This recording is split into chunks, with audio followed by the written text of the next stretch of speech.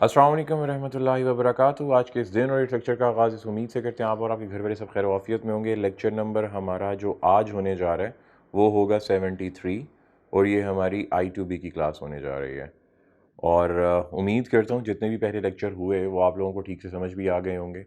हम बात कर रहे हैं चैप्टर नंबर 5 की, तो इसको मैं मिटा देता हूँ क्योंकि रिकॉर्डिंग है ना, रिकॉर्डिंग का यही तो मज़ा है कि आपके पास सारी चीज़ें आ गई हैं, पॉज करके उसको दोबारा ले लीजिए। चैप्टर नंबर 5 की हम बात कर रहे हैं। अच्छा, मैं आपको एक और चीज़ बताऊं, अभी पेपर हुआ है रिसेंटली, 3 पेपर हुए हैं I2B के और चैप्टर नंबर 5 में से 8 क्वेश्चन से 10 क्वेश्चन उसने पूछे हैं। कल जो पेपर हुआ है ना, टुडे इज वेडनेसडे, कल ट्यूसडे था, तो जो ट्यूसडे को पेपर हुआ है उसमें 10 क्वेश्चंस उसने चैप्टर नंबर 5 में से पूछे, इंफॉर्मेशन सिस्टम में से 10 questions. It's a huge number. और उसने पूछे क्या है, उसने पूछे बुक की लाइंस है, प्योर बुक की लाइंस, जो मैं आपको शुरू से कहता आ रहा हूँ कि आपने इसको एक दफ़ा वर्ड बाय वर्ड पढ़ लेना है। आपको अंदाज़ा हो जाएगा जब पेपर में बैठेंगे, रट्टा नहीं लगाना, आपको अंदाज़ा हो जाएगा जब पेपर में बैठेंगे कि ये सिनेरियो क्या था। बस आपने इतनी सी बात याद रखनी है और आपको खुद ब खुद समझ आ जाएगी जब आप पेपर में बैठेंगे तो ये क्वेश्चन आया कहाँ से है। खुद ब खुद आप लोगों को समझ में आ जाएगा। नहीं जी, कल हम लोगों ने इसकी input devices, output devices, memory, storage के बारे में हम लोगों ने डिस्कस कर लिया था। आपको कोई क्वेश्चन भी हो तो हमारी जूम मीटिंग भी तो चल रही हैं और उसके बाद हमारी जूम मीटिंग के बाद अगर फर्दर थोड़ा सा आगे मूव करते हैं तो हमारे व्हाट्सएप तो है ही है। उसमें आपके जितने भी क्वेश्चंस होते हैं उनका गाहे बगाहे आपको रिप्लाई मिल जाते हैं और टेस्ट वगैरह भी आपके वैसे ही हो रहे हैं जैसे रेगुलर हो रहे होते हैं क्लासेस में। तो 2.6 को स्टार्ट करते हैं, information technology and information system. जब इंफॉर्मेशन टेक्नोलॉजी की बात आएगी तो ज़रा इंफॉर्मेशन टेक्नोलॉजी के बारे में एक चीज़, टेक्नोलॉजी का वर्ड जैसे ही आएगा तो ऐसी टेक्नोलॉजी, ऐसा कंप्यूटर इक्विपमेंट, लैपटॉप हो सकता है, आपका सेल फोन हो सकता है, मशीन कोई भी ऐसी मशीन जो इंफॉर्मेशन को इंटरप्रेट करे। अगर आप अपने कैलकुलेटर की बात करें तो कैलकुलेटर भी एक इंफॉर्मेशन टेक्नोलॉजी है। अगर आप अपने लैपटॉप की बात करें, अपने सेल फोन की बात करें, इवन के जो रिस्ट वॉच, स्मार्ट वॉच आती है, वो भी एक इंफॉर्मेशन टेक्नोलॉजी का एक एलिमेंट कह लें, आइटम कह लें, उसका एक हिस्सा कह लें, उसकी एक प्रोडक्ट कह लें। तो जो भी ऐसी टेक्नोलॉजी जो इंफॉर्मेशन की मदद से चले, कोई भी ऐसी टेक्नोलॉजी जो इंफॉर्मेशन की मदद से चले, कोई भी ऐसी मशीन जो इंफॉर्मेशन की मदद से चले, हम उसको क्या कहेंगे? Information technology. Information technology describes the application of computers and telecommunication equipment to store, retrieve, transmit and manipulate data. तो भाई इंफॉर्मेशन टेक्नोलॉजी क्या हुई? ऐसी टेक्नोलॉजी जो क्या करती है, जो टेलीकम्युनिकेशन से और कंप्यूटर्स की मदद से चलती है। टेलीकम्युनिकेशन मतलब इंटरनेट समझ लो, यहाँ पे आसानी के लिए इंटरनेट समझ लो। इंटरनेट और कंप्यूटर की मदद से चलती है और उस इक्विपमेंट में क्या क्या खसूसियत होती हैं, वो इक्विपमेंट स्टोर कर सकता है, इंफॉर्मेशन को रिट्रीव कर सकता है। रिट्रीव का मतलब जब वो हमें इंफॉर्मेशन चाहिए होगी ना, तब वो इंफॉर्मेशन हमारे पास आ जाएगी। फिर उसके बाद वो ट्रांसमिट कर सकता है। ट्रांसमिट का मतलब क्या हुआ भाई? ट्रांसमिट का मतलब हुआ वो एक जगह से दूसरी जगह उसको फेंक सकता है। और तीसरा मैनिपुलेट डेटा। मैनिपुलेट डेटा का मतलब क्या हुआ भाई साहब? 2 + 2 = 4, ये मैनिपुलेशन होगी डेटा की। यानी कि दो एक डेटा था और दो एक डेटा था, उनके दरमियान में मैंने एक 2 + 2, इनके दरमियान में मैंने एक मैथमेटिकल फंक्शन परफॉर्म किया और उसने डेटा को मैनिपुलेट करके उसकी पूरी की पूरी, वो क्या कह सकते हो, उसका वॉल्यूम ही चेंज कर दिया और उसके न्यू वॉल्यूम में कन्वर्ट कर दिया। तो ये है मैनिपुलेशन ऑफ डेटा। बस आपने इसमें इतना ही याद रखना है और इसमें ऐसा याद रखने की कोई चीज़ नहीं है। इंफॉर्मेशन सिस्टम की बात करते हैं। इंफॉर्मेशन सिस्टम अब क्या चीज़ होती है, ज़रा समझ लेते हैं। इंफॉर्मेशन सिस्टम एक ऐसा कॉम्बिनेशन ऑफ डिफरेंट कंप्यूटर्स हो सकता है, एक ऐसा घर हो सकता है। ठीक है, इंफॉर्मेशन सिस्टम एक ऐसा घर है जिसके अंदर डिफरेंट कमरे हैं, हर कमरे का अपना फंक्शन है और इस घर का जो पूरा एम है, जो पूरा मकसद है, उसमें लोगों को प्रोटेक्शन प्रोवाइड करना है। जैसे आपका घर है ना, आपके घर में डिफरेंट रूम्स हैं और हर रूम का एक अपना फंक्शन होता है। सर, रूम के कौन से फंक्शन होते हैं? अरे बाबा सुन तो लो। रूम का सबसे पहला फंक्शन, आप जैसे ही घर में एंटर करते हैं, ड्राइंग रूम होता है ना ड्राइंग रूम, वो शहजादे, होता है ना ड्राइंग रूम। जिस भी घर में आप एंटर करें तो वहाँ पे एक ड्राइंग रूम होता है। हालांकि वो रूम है, कमरा है, लेकिन उसका एक फंक्शन है। फिर उसी के साथ अटैच बाथ होता है। अच्छा, बाथ भी देखा जाए तो वो भी एक रूम है, लेकिन उसका एक फंक्शन है। फिर किचन होगा, फिर टीवी लाउंज होगा, फिर उसके बाद आपका बेडरूम होगा। कोई गेस्ट अगर गेस्ट का बेडरूम बनाए तो वो है, अदरवाइज आपके बच्चों का बेडरूम होगा। या अगर आप मेरी तरह के गरीब इंसान हैं तो फिर भाई घर में एक ड्राइंग रूम है, उसके अलावा सारी प्रॉपर कमरे हैं, जिस मर्जी रहो जाके। हाँ, और पुराने घर हों तो उनमें पेटियां पड़ी होती हैं, स्टोर की जगह पे पेटियों के साथ ही चारपाई बिछी होती है और वहाँ पे भी लोग सो जाते हैं। खैर, जो घर के बूढ़े बुजुर्ग होते हैं वो वहाँ पे सो जाते हैं और जो आप होते हैं वो ज़मीन पे गद्दे डाल के तो मस्त। और अगर एक एसी हो घर में, जैसे मेरे पास है, एक ही एसी है तो सारे घर वाले जो 50-100 बंदा है वो उसी कमरे में सो जाएगा और मज़े से चिल एंजॉय करेंगे, ठीक है ना? और रात को 11 बजे एसी ऑन करेंगे, सुबह अज़ानों तक चलता रहेगा और सारे आराम सुकून से मज़े की नींद चिल मार के सोएंगे। और उसके बाद जब सुबह हो जाएगी सारे काम पे चले जाएंगे या अपने-अपने कमरों में चले जाएंगे। तो हम जैसे गरीब लोग ऐसी ज़िंदगी गुजारते हैं, तो ये उसके फंक्शंस हैं। इसी तरह इंफॉर्मेशन सिस्टम भी एक ऐसा फंक्शन है और इंफॉर्मेशन सिस्टम क्या करता है? Different combinations of computer attach होते हैं एक ही सिस्टम के साथ। कैसे? मिसाल के तौर पे ये एक सर्वर है और ये सारे के सारे उसके क्लाइंट हैं। सर ये सर्वर और क्लाइंट क्या चीज़ होती है? अभी बताने लगा हूँ। ये सारे के सारे उसके क्लाइंट हैं। होगा क्या, आप किसी भी बैंक में जाएँ, आप किसी भी बैंक में जाएँ, कोई भी इन्फॉर्मेशन आपने लेनी हो, आपके पास चेकबुक हो, किसी भी सामने 10 कंप्यूटर सिस्टम के ऊपर 10 बंदे बैठे हैं, किसी को भी वो आप चेक दें, वो आपको इन्फॉर्मेशन निकाल के दे देता है। किसी को भी आप अपनी चेकबुक दिखाएँ, वो आपको बता देगा कि आपके अकाउंट में कितने पैसे हैं। ये ऐसा कैसे पॉसिबल है? क्योंकि देखिए, वो जितने भी कंप्यूटर होते हैं ना, वो सारे के सारे क्लाइंट होते हैं। वो सारे के सारे क्लाइंट होते हैं और वो एक मेन कंप्यूटर के साथ जुड़े होते हैं जिसको सर्वर कहते हैं, SERVER, जिसको सर्वर कहते हैं। अब जो सर्वर होता है ना, ये क्या करता है? ये मेन डेटा इस सर्वर के अंदर छुपा हुआ होता है। ये क्या करता है सर्वर, इनको जब जब जिस जिस डेटा की जिस जिस इंफॉर्मेशन की ज़रूरत पड़ती है तब तब ये इनको प्रोवाइड करता है और जब इनकी ज़रूरतें ख़त्म हो जाती हैं तब इनको प्रोवाइड करना बंद कर देता है। इस सारे सिस्टम को हम इंफॉर्मेशन सिस्टम कहते हैं। इस सारे के सारे सिस्टम को इंफॉर्मेशन सिस्टम कहते हैं। क्या? ATM machine. आपके पास एटीएम कार्ड हो और आप किसी भी बैंक की एटीएम मशीन में चले जाओ, किसी भी, आपके पास कोई और XYZ बैंक का कार्ड है और आप ABC बैंक में चले गए, उसकी एटीएम मशीन में पुट करते हो, वो भी एक स्टेट बैंक, जो हमारा सेंट्रल बैंक है, स्टेट बैंक के सर्वर के साथ कनेक्ट होता है, SERVER, स्टेट बैंक के सर्वर के साथ कनेक्ट होता है और वहाँ से वो जो एटीएम मशीन है वो क्लाइंट होती है, वहाँ से इंफॉर्मेशन ले लेती है। ये सारा जो प्रोटोकॉल है ये इंफॉर्मेशन सिस्टम कहलाता है ना? मज़े की बात, बस इतना ही याद रख रहे हैं। Information system describes complementary networks of software and hardware that people and organisation use to collect, filter, process, create, distribute data and information.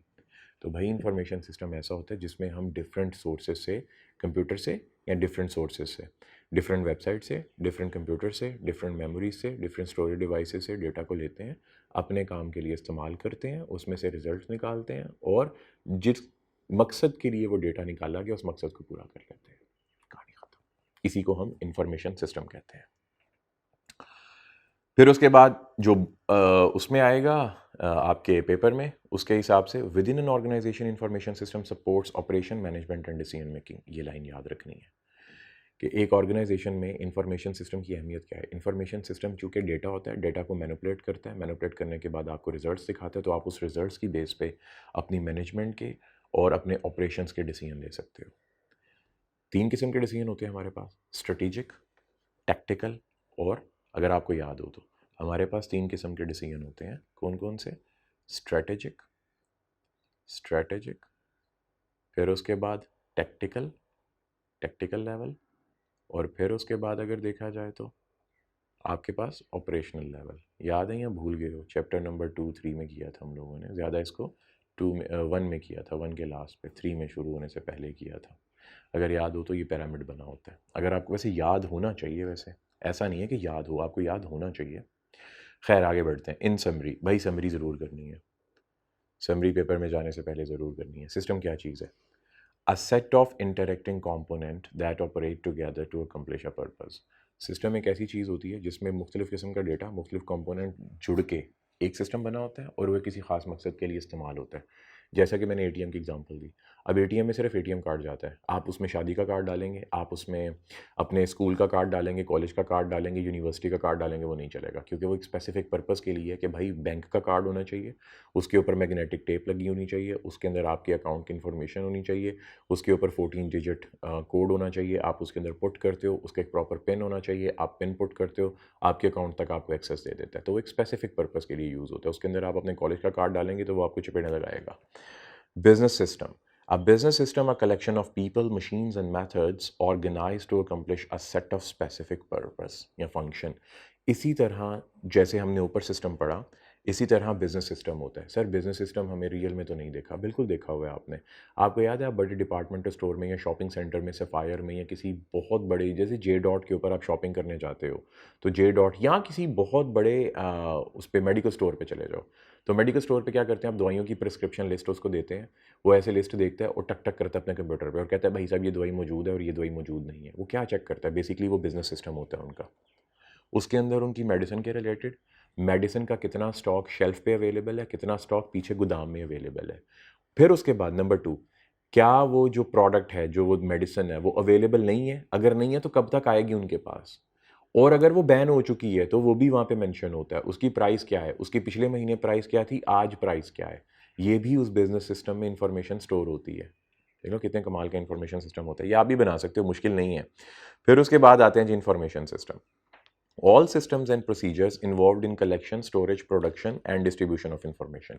तो भाई साहब किसी भी बिजनेस के रिलेटेड, किसी भी ऑर्गेनाइजेशन के रिलेटेड, किसी भी फर्म के रिलेटेड, कोई भी आप इंफॉर्मेशन को, ये डेटा को कलेक्ट करते हो, उसको स्टोर कर लेते हो, उसको फिर अपने हिसाब से मैनिपुलेट करते हो और जिन जिन लोगों को वो इन्फॉर्मेशन चाहिए उन उन लोगों को वो इन्फॉर्मेशन प्रोवाइड कर देते हो। इस सारे प्रोसेस को इन्फॉर्मेशन सिस्टम कहते हैं।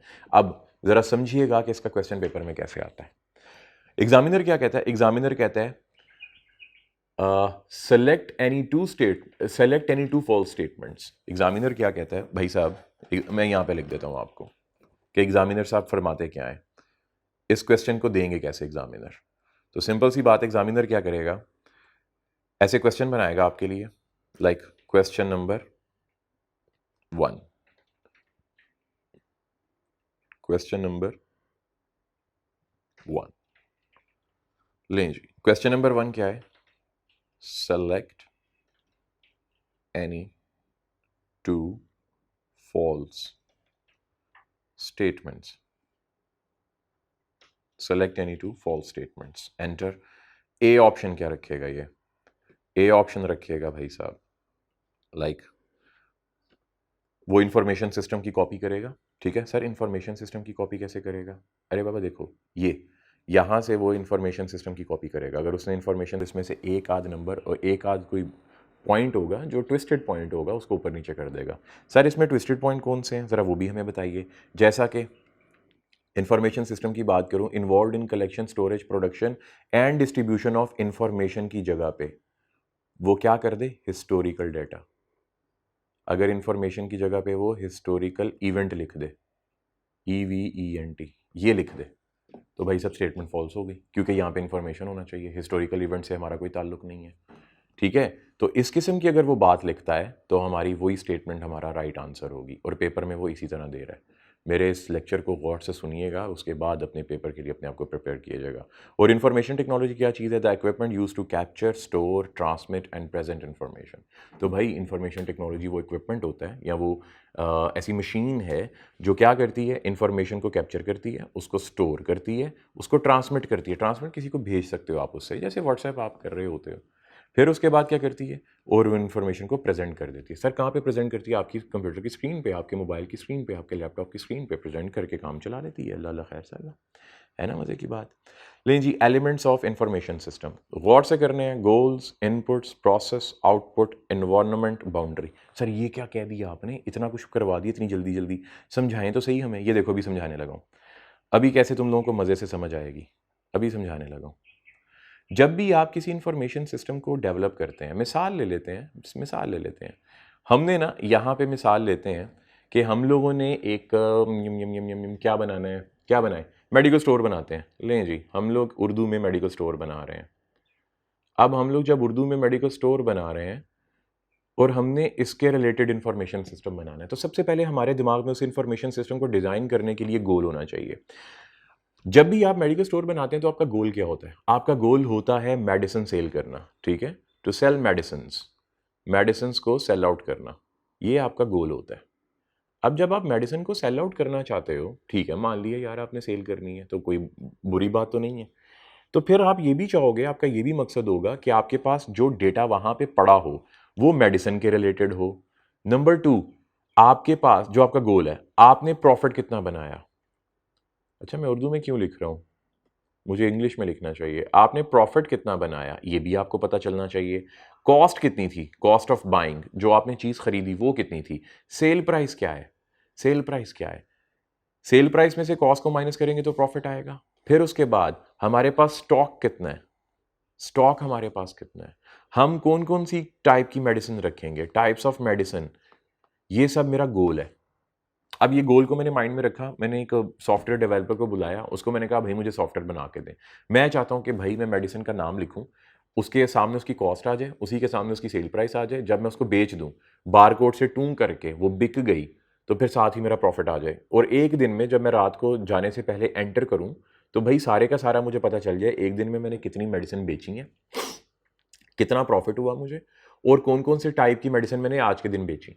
फिर उसके बाद जब एक महीना पूरा गुजर जाए, मैं इसके अंदर एक और फंक्शन मुझे आप इनबिल्ट कर दें। वो क्या सर, वो ये है कि एक महीने के बाद जब मैं रिपोर्ट चेक करूं और एक सिंपल एक एंटर करूं या उस फंक्शन के ऊपर क्लिक करूं तो वो मुझे बता दे कि एक महीने में सबसे ज्यादा किस बीमारी की मेडिसिन बिकी और किस कंपनी की मेडिसिन बिकी। वाह सर ये तो कमाल कर दिया। सर इसका मकसद क्या होना चाहिए, आपको याद है हमने फार्मास्यूटिकल सेक्टर पढ़ा था, उसमें इंसेंटिव सिस्टम पढ़ा था।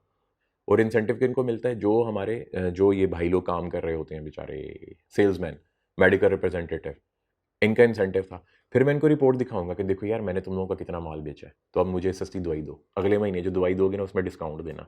तो ये मैंने सारा गोल उसको बता दिया।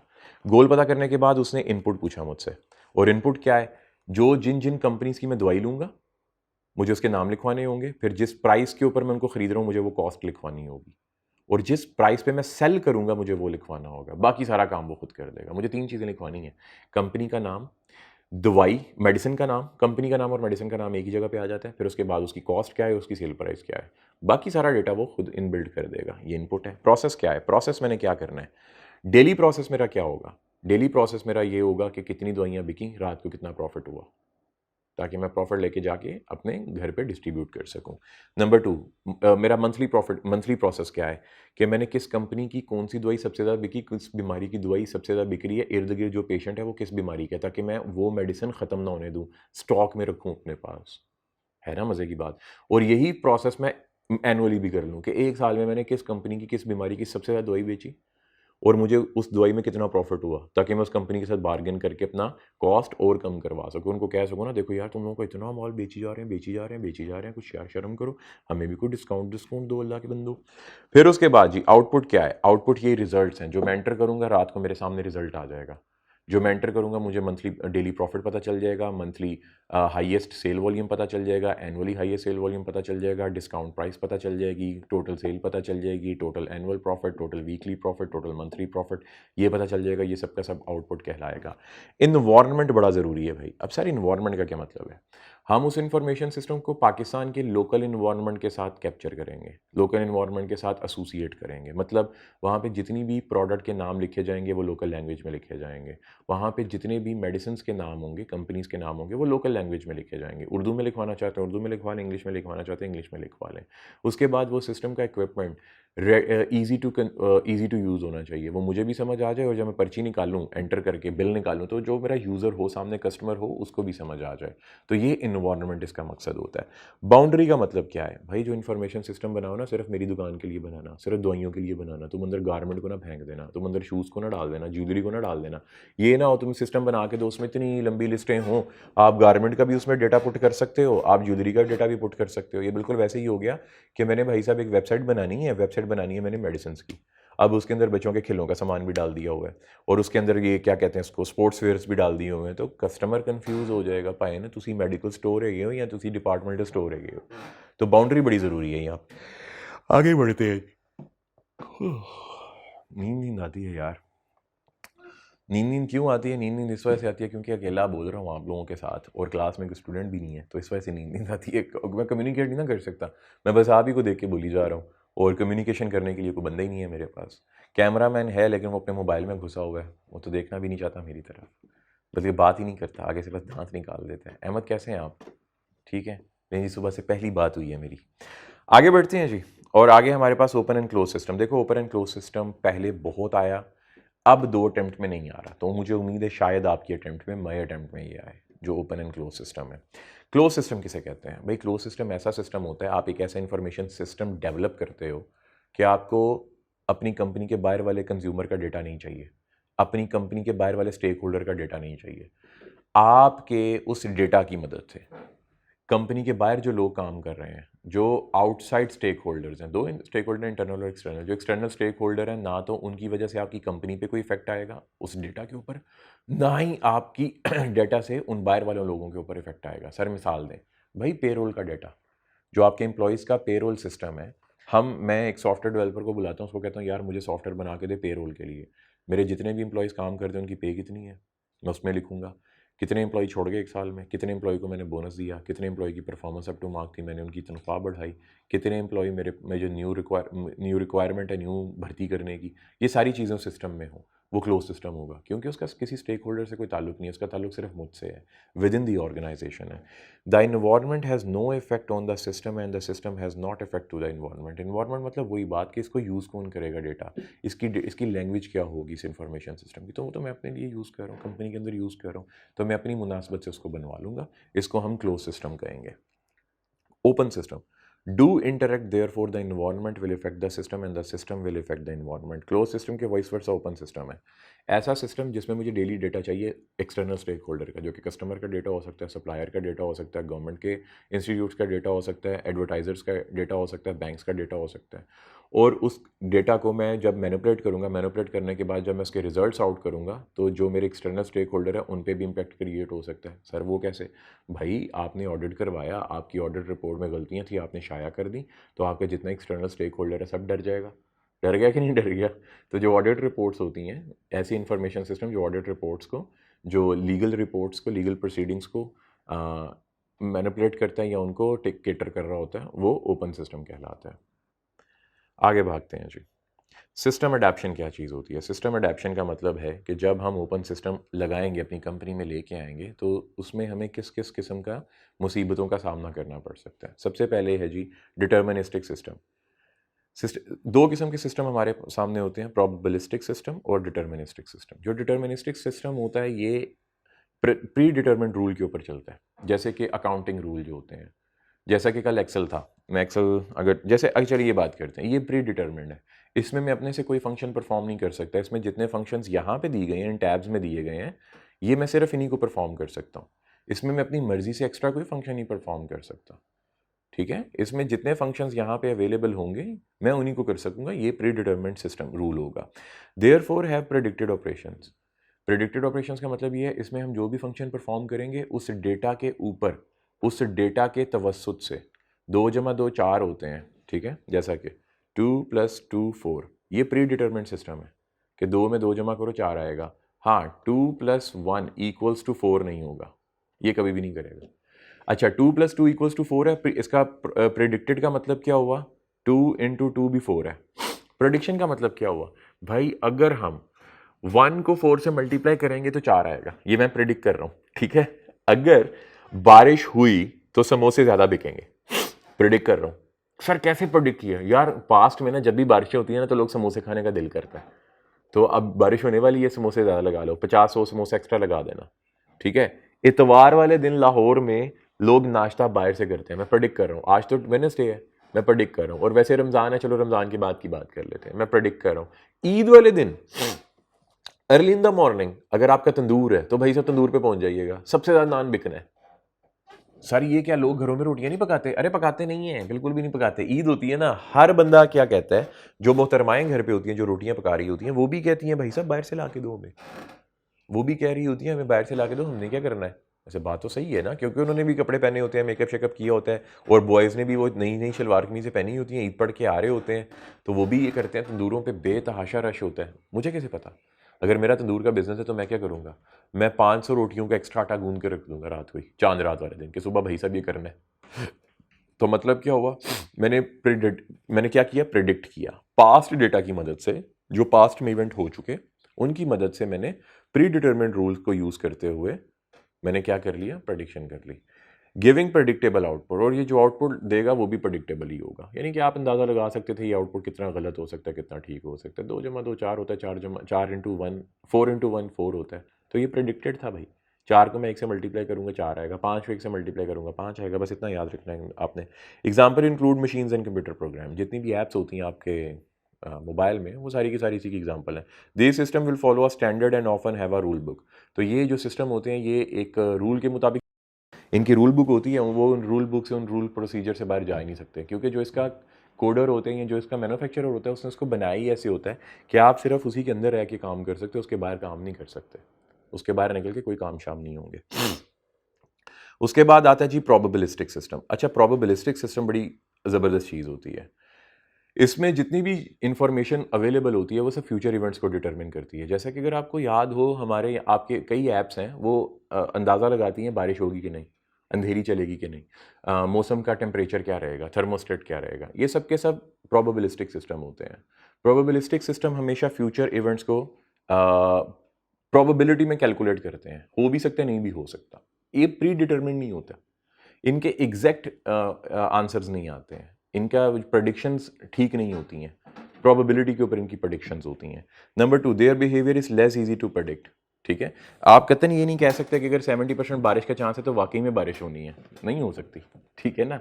हाँ, आप ये कह सकते हैं कि ईद के पहले दिन भाई साहब नान बिकने हैं, आप ये कह सकते हैं कि ईद वाले दिन लोगों ने मोटरसाइकिलें बड़ी चलानी है तो पेट्रोल ज़्यादा बिकेगा, लोग इधर उधर एक दूसरे घरों पे मेहमान जाएंगे, तो जिसकी वजह से फिर हलवा पूड़ी की दुकानें, नान चनों की दुकानें और खाने पीने वाली दुकानों में बेतहाशा छोटी ईद पर रश होता है, बड़ी ईद पे कोई रश नहीं होता। बड़ी ईद पे भी नानों के ऊपर रश होता है दोपहर के टाइम।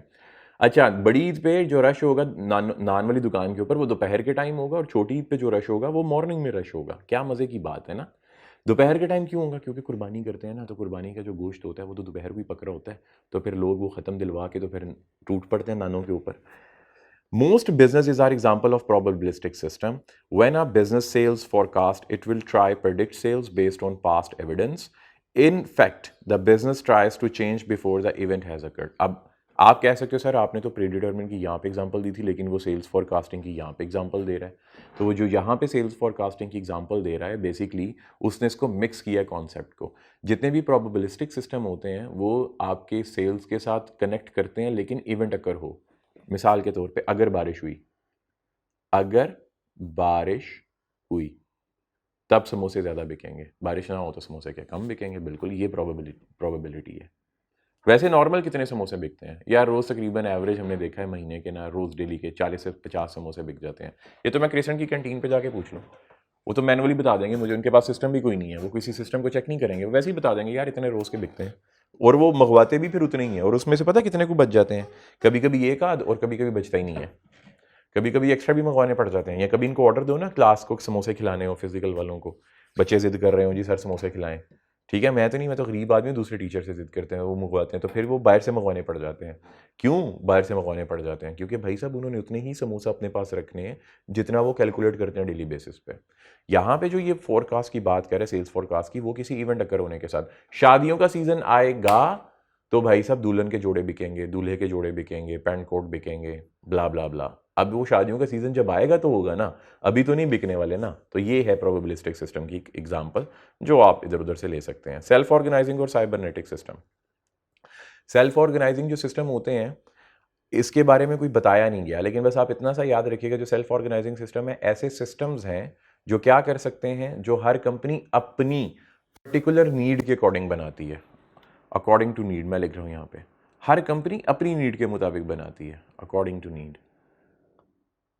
ये मोर कॉम्प्लेक्स होते हैं, कंटिन्यूली चेंजिंग होते रहते हैं, अडेप्ट टू इन्वायरमेंट होते हैं। एग्जांपल ट्रेड यूनियन नेगोशिएशन है। अब ये ट्रेड यूनियन नेगोशिएशन की एग्जांपल आपने याद नहीं रखनी, बस पेपर के लिए याद रख लेना।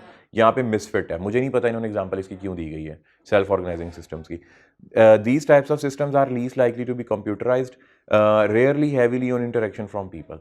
ये वाले जो सिस्टम होते हैं सेल्फ ऑर्गेनाइज या साइबरनेटिक सिस्टम, ये मैनुअल होते हैं, जो बुक में लिखा हुआ है ये मैनुअल होते हैं, और इसमें बार्गेनिंग की इजाज़त होती है। सर मतलब क्या हुआ?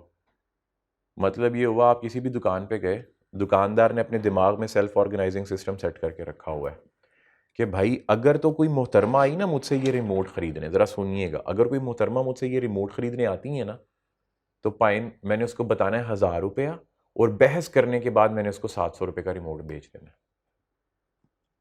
और अगर कोई बंदा आ गया, लड़का आ गया, मैंने उसको 900 बताना है, बहस कर के मैंने उसको 700 पे बेच देना है। चलो उसको 650 बेच देंगे, ठीक है। अच्छा, ये मैंने सोच के रखा हुआ है। भाई साहब एक लड़का और एक लड़की आ जाते हैं और वो इतनी बहस करते हैं, इतनी बहस करते हैं कि मेरा पेट फाड़ देते हैं। मेरे पेट के अंदर से आवाज़ें निकलना बंद हो जाती हैं, भूख लग जाती है। रमज़ान होता है ना, तो मैं क्या करता हूँ, मैं उनको 500 रुपये में एक एक रिमोट दे के भेज देता हूँ कि भाग जाओ यार। अब मैंने उस सिस्टम को ब्रीच किया। कैसे ब्रीच किया? क्योंकि मेरे साथ एक अनएक्सपेक्टेड इवेंट हो गया। मुझे नहीं पता था वो कस्टमर इतनी ज़्यादा मेरे साथ बार्गेन करेगा। लेकिन मेरे दिमाग में ऑलरेडी एक चीज़ थी, भाई रिमोट 300 रुपये का लेता हूँ यार, क्या हो गया? 300 रुपये का लेना है क्योंकि कम-कम बिकता है ना ये रिमोट। तो 300 रुपये का लेना है, जब ग्राहक आएगा, क्योंकि मैं इन्वेंट्री स्टॉक करके रख रहा हूँ, इन्वेंट्री होल्डिंग पीरियड मेरा ज़्यादा है, तो मैं प्रॉफिट भी ज़्यादा चार्ज करूँगा। तो आए ग्राहक, मैं क्या करूँ? लेकिन 700 से कम नहीं मैंने बेचना।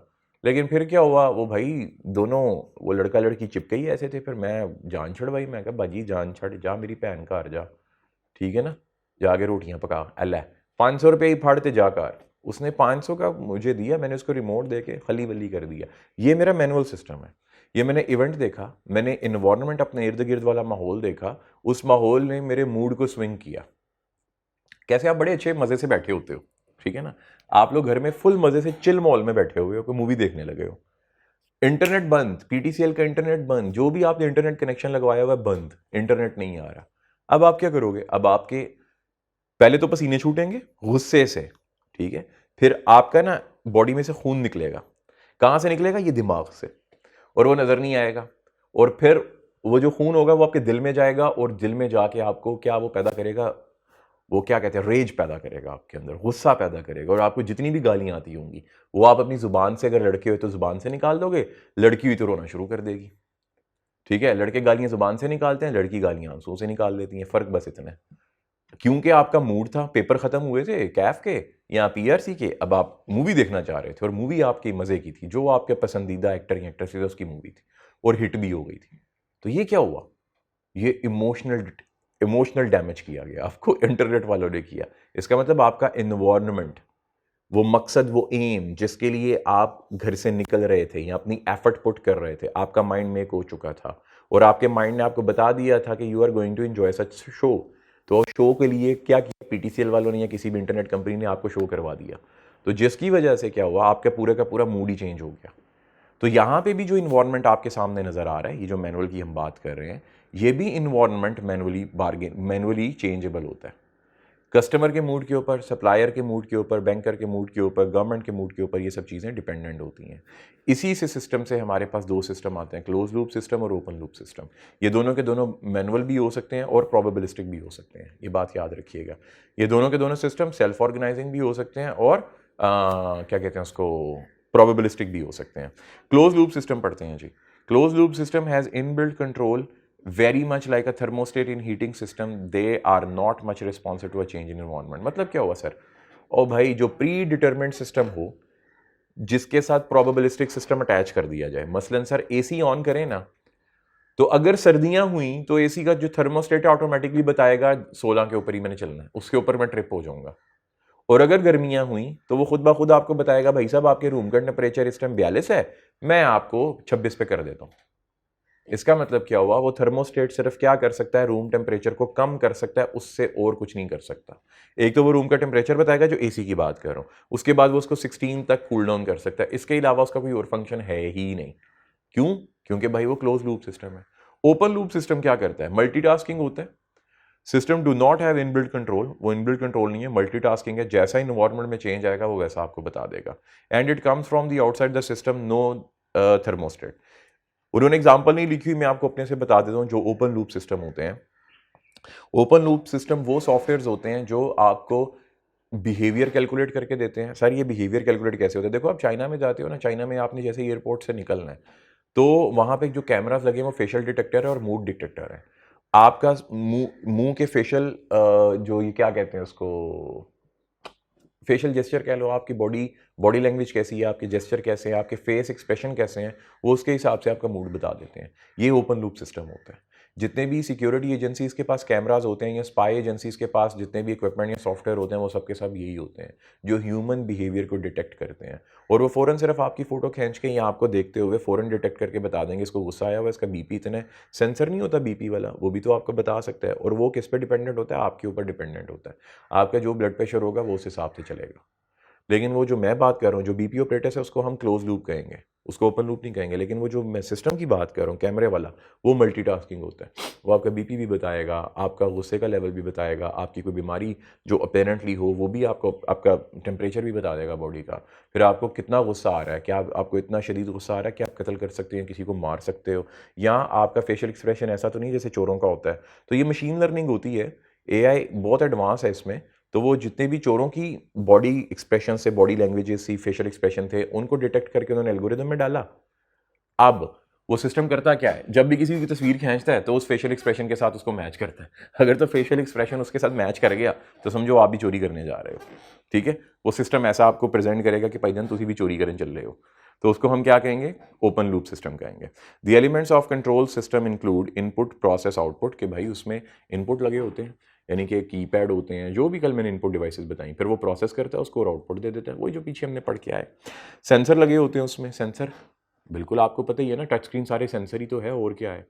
फिर उसके बाद कंपैरेटर होता है, स्टैंडर्ड होता है और इफेक्टर होता है। कंपैरेटर क्या चीज़ है, compares a new value with that of the standard. मतलब जब आप दो चीज़ों के दरमियान कंपेयर करते हो तो आप एक चीज़ को ना स्टैंडर्ड बनाते हो। तो जो कंपैरेटर है वो क्या करता है, वो एक चीज़ को जो स्टैंडर्ड बनाया हुआ है तो उसका आंसर बताएगा ये उस स्टैंडर्ड से बेहतर है या स्टैंडर्ड से कम है। बस एक सॉफ्टवेयर के अंदर एक चीज़ होती है। फिर स्टैंडर्ड क्या है, the pre determined limit set with in the system. आप सिस्टम में जो चीज़ को स्टैंडर्ड कर देते हो, इससे ऊपर या इससे नीचे, उसको हम स्टैंडर्ड कहते हैं। मैं आपको एक्सेल से दोबारा एक चीज़ दिखा देता हूँ, बल्कि मैं नहीं हाथ लगा रहा क्योंकि यहाँ पे कुछ और ही हो रहा है मेरे सिस्टम पे, तो मैं उसको हाथ नहीं लगाना चाहता। खैर, मैं आपको एक्सेल पे दोबारा ये स्टैंडर्ड भी दिखा दूंगा। इफेक्टर क्या होता है जी, effector effects the feedback into system can be positive और नेगेटिव। तो इफेक्टर वो रिजल्ट है जो आपको बताएगा कि आपका जो रिजल्ट आया वो पॉजिटिव है या नेगेटिव है। बस इतना आपने याद रखना है। दोबारा सुन लीजिएगा, अगर आपने ऐसा सिस्टम डिज़ाइन किया जिसमें एक आपने स्टैंडर्ड बनाया कि 2021 की प्राइसेस को स्टैंडर्ड बना लिया, 2000 प्राइसेस में इन्फ्लेशन हुई या नहीं हुई, तो कंपरेटर बताएगा इन्फ्लेशन हुई। ठीक है, 2021 के मुकाबले में। स्टैंडर्ड क्या था, स्टैंडर्ड 2021 की प्राइसेस थी। 2022 में इन्फ्लेशन हुई क्योंकि हम उसका कंपैरिजन कर रहे थे 2021 की प्राइसेस के साथ। 2021 में पेट्रोल 110 रुपये का था, 2022 के आम दिनों में यानी कि दिसंबर से लेकर 2022 अप्रैल तक पेट्रोल 150 रुपया था। Fair enough.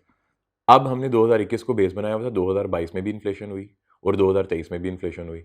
तो ये फैक्टर क्या बताएगा कि भाई नेगेटिव इम्पैक्ट आया।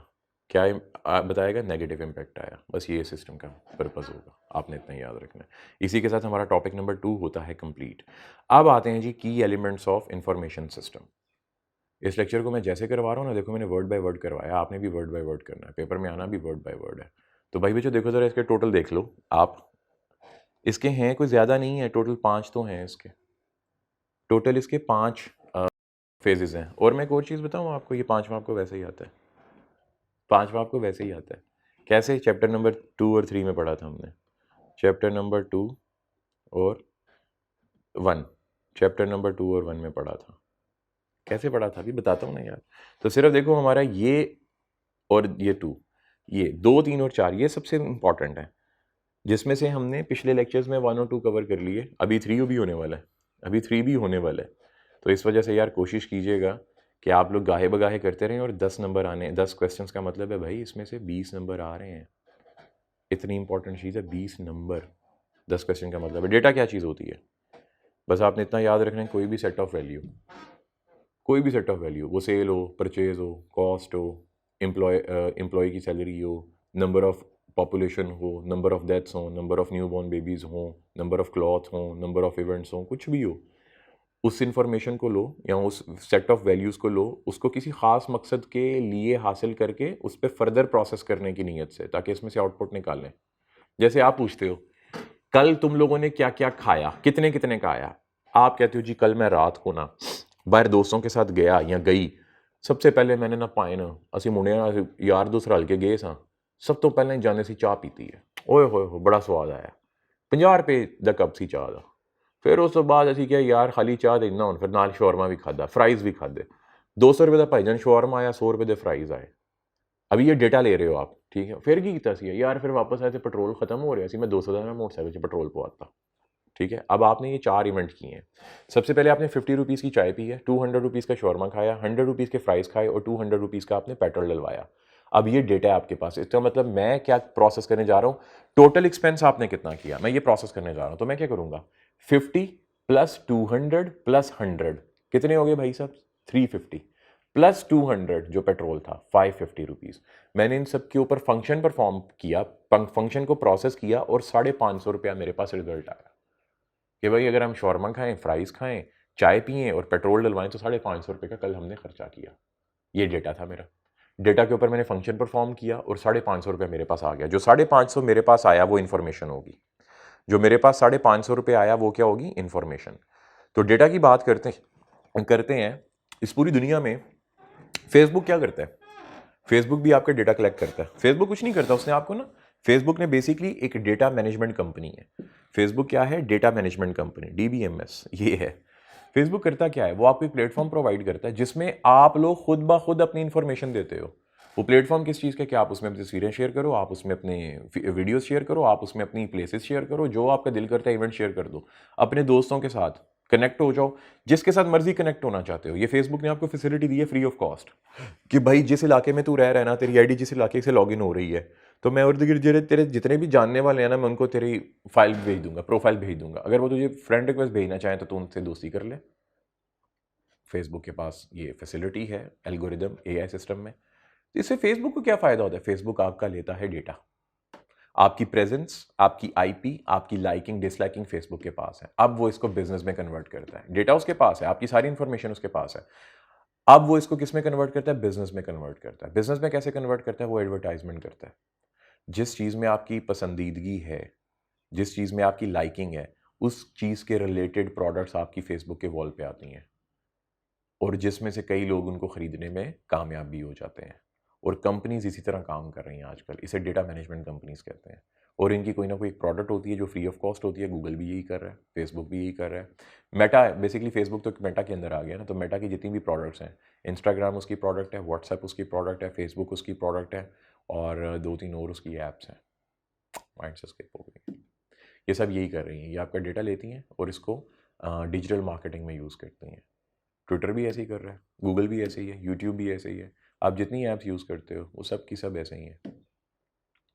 पिन इंटरेस्ट है, लिंक्डइन है, सब की सब। आप किसी का भी नाम लो, वो सब जो फ्री में आप यूज़ कर रहे हो ऐप, वो भी तो यही है। आप स्नैपचैट यूज़ करते हो, स्नैपचैट वाले क्या करते हैं? वो भी आपका डेटा यूज़ करते हैं। आप स्नैपचैट को एक्सेस देते हो, आपकी गैलरी में जितनी भी फ़ोटोज़ वीडियोज़ पड़ी हैं स्नैपचैट के पास चली जाती हैं। आप फेसबुक को एक्सेस देते हो अपने सेलफ़ोन में, जितनी भी आपकी सेलफ़ोन में चीज़ें हैं वो सब फेसबुक के पास हैं। जितनी आपकी सेलफ़ोन में चीज़ें हैं वो गूगल के पास हैं। गूगल, फेसबुक जब चाहें आपका फ्रंट कैमरा सेल का ऑन कर सकते हैं, बैक कैमरा ऑन कर सकते हैं। अगर आपका इंटरनेट कनेक्ट है, जैसे कि मेरे सेल फ़ोन में भी इंटरनेट कनेक्ट है, मेरे इस लैपटॉप में इंटरनेट कनेक्ट है, तो जितनी मैंने ऐप की हुई हैं जो फ्री की ऐप हैं, जिनको मैंने अलाउ किया हुआ है, वो सब की सब मेरी वॉइस ये सुन रही हैं मैं क्या बोल रहा हूँ। उनको पता है मज़र कहाँ बैठा हुआ है। वो मेरा चाहें तो मेरा ये फ्रंट कैम ऑन कर सकते हैं। ये देखिए, मैं आपको एक चीज़ दिखाऊं मज़े की। ये देखिए, ये मैंने अपने फ्रंट कैप पे टेप लगाई हुई है, ठीक है। अब ये टेप क्यों लगाई है कि अगर वो फ्रंट कैम मेरा ऑन भी कर लें तो उनको क्या पता कौन बंदा यूज़ कर रहा है। मैंने लगाई क्यों है ये? 3 दिन पहले मेरा ना हैक हो गया था, ठीक है। 3 दिन पहले की बात है, मैं मुख्तलिफ किस्म के अजीबोगरीब पंगे ले रहा था एक सॉफ्टवेयर को करने के लिए। तो मैं एक प्रोहिबिटेड वेबसाइट में घुसा हुआ था, हैक हो गया मेरा सिस्टम। तो सबसे पहले मैंने तो इसके ऊपर अंगूठा रखा और फिर ये मैंने टेप कर दी उसको कि चलो वो मेरी आइडेंटिटी तो मेरी आईपी तक चला जाएगा ना, मेरा फेस तो नहीं आएगा। तो इस वजह से ये मैंने इसको रखा हुआ है। तो आप भी ऐसे ही वेबसाइट से दूर रहिएगा जो प्रोहिबिटेड डेटा रखती हों, दूर ही रहिएगा उन्हें। चलें जी, तो डेटा मैंने इतनी बातें आपको बताई, वो सब का सब क्या कहलाएगा? डेटा कहलाएगा। डेटा करता क्या है? Such data is processed into meaningful and useful information. जैसा मैंने अभी आपको बताया, फेसबुक क्या करेगा? उसको आपकी लाइकिंग डिसलाइकिंग का पता है, उसको पता है आप कहाँ रहते हो। तो पाकिस्तान में जिस जगह आप लाहौर में रहते हो, लाहौर के इर्द गिर्द जितने भी कंपनीज हैं जो आपको प्रोडक्ट सेल कर सकती हैं, आपको शर्ट्स की स्पॉन्सर्ड ऐड आ जाएगी, टी शर्ट्स की स्पॉन्सर्ड ऐड आ जाएगी। अगर कोई सिंगर है वो आपको गाना सुनाना चाहता है अपना यूट्यूब के ऊपर, तो उसकी स्पॉन्सर्ड ऐड आपकी फेसबुक पे आ जाएगी और आप उस पर क्लिक करोगे तो आप यूट्यूब पर जाकर उसका गाना सुनोगे, उसको व्यू मिलेंगे। ये काम कर रहा होता है, which is then use for specific purpose such as business analysis, control and decision making. तो जितनी बातें मैंने बताई हैं वो सारी यही है। बस आपने ऐसे ही इसको याद रख लेना है, इसको पढ़ भी लेना है। डेटाबेस क्या होता है? अच्छा देखो, गूगल क्या करता है या फेसबुक क्या कर रहा है। हम फेसबुक को इसमें केस स्टडी में रख लेते हैं। फेसबुक के पास बहुत ज़्यादा मेमोरी है जिसको क्लाउड स्पेस कहते हैं। इतनी ज़्यादा हार्ड ड्राइव्स हैं, जैसे कंप्यूटर, हमारे कंप्यूटर सिस्टम में हार्ड ड्राइव होती है, आपके सेल फोन में हार्ड ड्राइव है 64 GB, 128 GB, 256 GB hard drive होती है। तो भाई ये जो फेसबुक है ना, इसके पास लातादाद टेराबाइट्स, क्या टेराबाइट से आगे भी कोई चीज़ हो ना तो वो वाली इनके पास हार्ड ड्राइव्स है। इतनी ज़्यादा हार्ड ड्राइव्स हैं इनके पास, बेशुमार हार्ड ड्राइव्स हैं इनके पास। अब ये करता क्या है हार्ड ड्राइव से? इसके अंदर इसने सारे कस्टमर का डेटा सेव रखा होता है, किस बंदे ने कब कौन से नाम से क्या आईडी बनाई थी और वो उस आईडी पे क्या करता था, क्या देखता था, क्या चीज़ को लाइक करता था, क्या चीज़ को वो डिसलाइक करता था, किसको हेट कमेंट देता था, किसको वो लाइकिंग कमेंट देता था, लाइक वाले कमेंट देता था, अच्छे कमेंट देता था, कौन सी प्रोडक्ट के ऊपर क्लिक करता था, गूगल पे जाके कौन सी प्रोडक्ट को सर्च करता था। ये सारी की सारी चीज़ें वहाँ पे हैं, उसके पास सेफ होती हैं। और इस सारे के सारे सिस्टम को डेटाबेस कहते हैं। डेटाबेस का मतलब एक ऐसा वेयर हाउस जिसमें कस्टमर की, किसी भी सप्लायर की, किसी भी स्टेक होल्डर की इन्फॉर्मेशन पड़ी हो, उसको डेटाबेस कहेंगे। मैंने अपने 50 साल, मेरी कंपनी है मिसाल के तौर पे, वो 50 साल पुरानी है, तो 50 साल से मैंने डेटा को स्टोर रखा हुआ है, उसमें सारे डेटा। अहमद नींद आ रही है? सो जा, कुछ भी नहीं, मैं बस बोलता ही रहूँगा, सो जा आराम से। तो उसमें डेटा को सेव रखा होगा, एम्प्लॉयज़ का डेटा, कौन सा एम्प्लॉय पहले आया था, उसकी कितनी सैलरी थी, कौन एम्प्लॉय छोड़ के चला गया, कितना रॉ मटेरियल मैंने किस सप्लायर से लिया। जो चार्टर्ड अकाउंटेंट्स होते हैं वो भी तो पास डेट ही देख के ऑडिट कर रहे होते हैं ना, तो वो जिस जगह से डेटा रिट्रीव करते हैं, जिन मेमोरीज में से, स्टोरेज डिवाइसेस में से डेटा निकालते हैं, उसको डेटाबेस कहते हैं। Database is an electronic filing system that collect, organize data and information. It is a core business information system. Key user tap into database to access the information they need, whether the placing inventory order, scheduling production or preparing long range forecast. मतलब क्या हुआ भाई? आपका जो भी मकसद है, आपने सेल्स के रिलेटेड डेटा निकालना है तो पिछले 50 साल की सेल का, 10 साल की सेल का डेटा निकाल लो, किस किस मौसम में कौन कौन सा कपड़ा आपका ज़्यादा बिका, वो कपड़ा इस मौसम में ज़्यादा बनवा लो। फिर इसी तरह एम्प्लॉयज़ का डेटा निकाल लो, वो स्टोरेज के अंदर डेटा पड़ा हुआ है जिसको आप आसानी से रिट्रीव कर सकते हो, बार बार रिट्रीव कर सकते हो अपनी मुताबिक, अपनी ज़रूरत के मुताबिक, और उसको यूज़ कर सकते हो। इसको बिग डेटा बोला जाता है, BIGDATE। अब तो इतने टूल आ चुके हुए हैं, AI टूल्स हैं आर्टिफिशियल इंटेलिजेंस के, जो कि डेटाबेस में डेटा साइंस में पढ़ाए जाते हैं, डेटा साइंस। यार पता नहीं ज़िंदगी में ना मेरे साथ क्या हुआ, मैं डेटा साइंटिस्ट बनते रह गया। मेरी ज़िंदगी में 3 चीज़ें जो अधूरी हैं अभी तक, एक CFA, chartered financial analyst, number 2 data science, और तीसरी आपको बताने वाली नहीं है। ठीक है, ये 2 चीज़ें वो हैं जो स्टडी के रिलेटेड हैं और अधूरी हैं। इसको मैं फुलफिल करना चाह रहा हूँ कब से। एक तो मोटिवेशन नहीं आ रहा, और नंबर 2 पता नहीं क्या होता है यार, फिर दिल ही नहीं करता इनको करने का। अधूरी छोड़ी हुई है, कर कर के ना रखी हुई हैं अभी। पेपर नहीं दे रहा हूँ इनके, पता नहीं क्यों यार। करना है मैंने, पता नहीं कब करूँगा, कोई पता नहीं। और तीसरी से आपका या मेरा कोई ताल्लुक नहीं है, वो जब हो वो अल्लाह की मर्ज़ी है। ठीक है, तो आगे चलते हैं। तो डेटाबेस की हमें समझ आ गई कि भाई वो स्टोरेज डिवाइस या वो मेमोरी या वो वेयर हाउस जिसके अंदर हमारी सारी इन्फॉर्मेशन पड़ी होती है और हम अपने मकसद के रिलेटेड इन्फॉर्मेशन निकालते हैं, उसको प्रोसेस करते हैं और डिसीजन मेकिंग करके चलते घर बनते हैं। फिर उसके बाद आता है जी DBMS। भाई DBMS बार बार पेपर में आ रहा है, बार बार आ रहा है। DBMS database management system, database management system, Facebook में लिख रहा हूँ यहाँ पे, Facebook. Database management system is a software called database management system which is used quickly and easily enter। मतलब एक ऐसा सॉफ्टवेयर होता है, ऐसा सॉफ्टवेयर जिसके साथ कंप्यूटर के अंदर आप अटैच करते हो, जिसके अंदर मेमोरी लगी होती है, जिस मेमोरी से आपने डेटा निकालना होता है, वो ऑटोमेटिकली सारा डेटा निकाल के दे देता है। उस सॉफ्टवेयर के अंदर डिफरेंट हायरार्की होती है कि हमने डेटा निकालना कौन सा है, तो आप वहाँ पे पुट करते जाते हो, वो निकाल के दे देगा। आपने इंग्लिश मूवी देखी हुई है कभी? इंग्लिश मूवी में क्या होता है, एक विलन को पकड़ के लेके आते हैं, चोर को या हीरो को पकड़ के लेके आते हैं, उसके फिंगरप्रिंट क्या करते हैं, स्कैन करते हैं और वो डेटाबेस में डालते हैं, और ऐसे बटन दबाते हैं और वो साइड पे एक वीडियो चलना शुरू हो जाती है। वो स्कैन कर रहा होता है, बहुत ज़्यादा फिंगरप्रिंट आ रहे होते हैं, और उसके साथ वो मैच कर रहे होते हैं। एंड पे जाके एक मैच मिल जाता है और पता चलता है कि ये बंदा वो है जिसने प्लास्टिक सर्जरी करवा के अपना चेहरा चेंज कर लिया है। ठीक है ना? अहमद देखा कभी ऐसे इंग्लिश मूवीज़ में? अहमद कहता है उसने नहीं देखा होगा, मुझे शक है इसके ऊपर, इसने देखा होगा। तो उसके ऊपर फिर आईडी कार्ड, आपका नादरा का जो आपका आईडी कार्ड है ना, आपके आईडी कार्ड का सिर्फ आईडी कार्ड नंबर डालना है नादरा वालों ने अपने पास, तो आपका पूरा बायोडाटा आ जाना है। तो वो जो सॉफ्टवेयर बना हुआ है जिसके अंदर पर्टिकुलर जगह के ऊपर हम नंबर ऐड करेंगे उस सॉफ्टवेयर में जाके और एंटर करेंगे, और आपका डेटा, आपके वालिद का डेटा, आपके वालिद के वालिद का डेटा, आपके वालिद के वालिद के वालिद का डेटा, ये सारा डेटा वहां पे आ जाएगा। इसको हम DBMS सिस्टम कहेंगे, डेटाबेस मैनेजमेंट सिस्टम कहेंगे। हमारे पास डिफरेंट टाइप्स के DBMS सिस्टम होते हैं जो कि काफ़ी फेमस हैं, जिनमें सबसे पहले है hierarchical database, network database, relational database और ऑब्जेक्ट ओरिएंटेड डेटाबेस। अब ये क्या चीज़ें होती हैं? सबसे पहले हम बात करेंगे पॉपुलर डेटाबेस एग्जांपल जिसमें आता है cloud based database management system is in memory. इसको छोड़ देते हैं, ये क्या है, बस ये थोड़ा सा याद रखिएगा। CDBMS क्या है, NoSQL क्या है और DBMS क्या है, ये डेटाबेस मैनेजमेंट सिस्टम के मशहूर नाम है। IDMBS, IMDBMS, उसके बाद CDBMS और NoSQL, ये तीन, एक दो तीन, बस ये नाम याद रखना। ये क्या करेंगे अभी बताने लगा हूं, बस आपने नाम याद रखने हैं। अब जरा चीज को चेक करते हैं। आपने क्लाउड मेमोरी का नाम सुना होगा। क्लाउड मेमोरी में आप करते क्या हो भाई साहब? आप क्लाउड मेमोरी में चिल सीन करते हो। सर चिल सीन क्या करते हैं? अरे यार मिसाल सुन तो लेना यार, तू टेंशन में आ जाता है। क्लाउड मेमोरी में चिल सीन हम ये करते हैं कि भाई साहब हम कुछ भी चीज़ टक टक टक टक करके ऐसे इंटरनेट में सेव कर देते हैं। गूगल ड्राइव पे सेव कर देंगे, एप्पल ड्राइव पे सेव कर देंगे, आपको क्लाउड में सेव हो गया। मेरी कंपनी है, पाकिस्तान में भी है, इंडिया में भी है, चाइना में भी है, अमेरिका में भी है, यूके में भी है, UAE में भी है, कुवैत में भी है। मैं बहुत अमीर आदमी हूँ, मैं तो बस ऐसे ही पढ़ा रहा हूँ यहाँ पे ना टाइम पास करने के लिए, क्योंकि यार पैसा ही इतना है मेरे पास। तो मुझे समझ नहीं आती है, जैसे आज सुबह सुबह अहमद को मैंने 10 रुपये दिए हैं, बेतहाशा पैसे, अहमद से पैसे संभाले नहीं जा रहे, तो इतना पैसा है मेरे पास। तो मैं क्या करता हूँ, मैं अपनी उन सारी कंपनीज का डेटा क्लाउड पे कर देता हूँ। इसका मुझे क्या फ़ायदा होगा? अगर मैं फ़्लाइट में हूँ तो सिंपल मैं अपना DBMS ऑन करूँगा, अपने वो जो सॉफ्टवेयर है मेरे मोबाइल में, ऐप होगी उसकी, मैं वहाँ से किसी भी कस्टमर, किसी भी स्टेक होल्डर, किसी भी एम्प्लॉय, किसी भी शेयर होल्डर, किसी का भी किसी की चीज़ के रिलेटेड डेटा वहाँ पे जो मैंने पुट करके मेरी कंपनी ने रखा हुआ है, मैं उसको एक्सेस कर सकता हूँ। सारी की सारी इन्फॉर्मेशन मेरे पास होगी। दुनिया में सबसे फेमस जो है वो इंटरपोल का सिस्टम है। इंटरपोल है वो किसी भी बंदे का डेटा, किसी भी कंट्री के, किसी भी जो उसके मेंबर हैं, इंटरपोल के जो मेंबर हैं, उनका डेटा वो ले सकता है।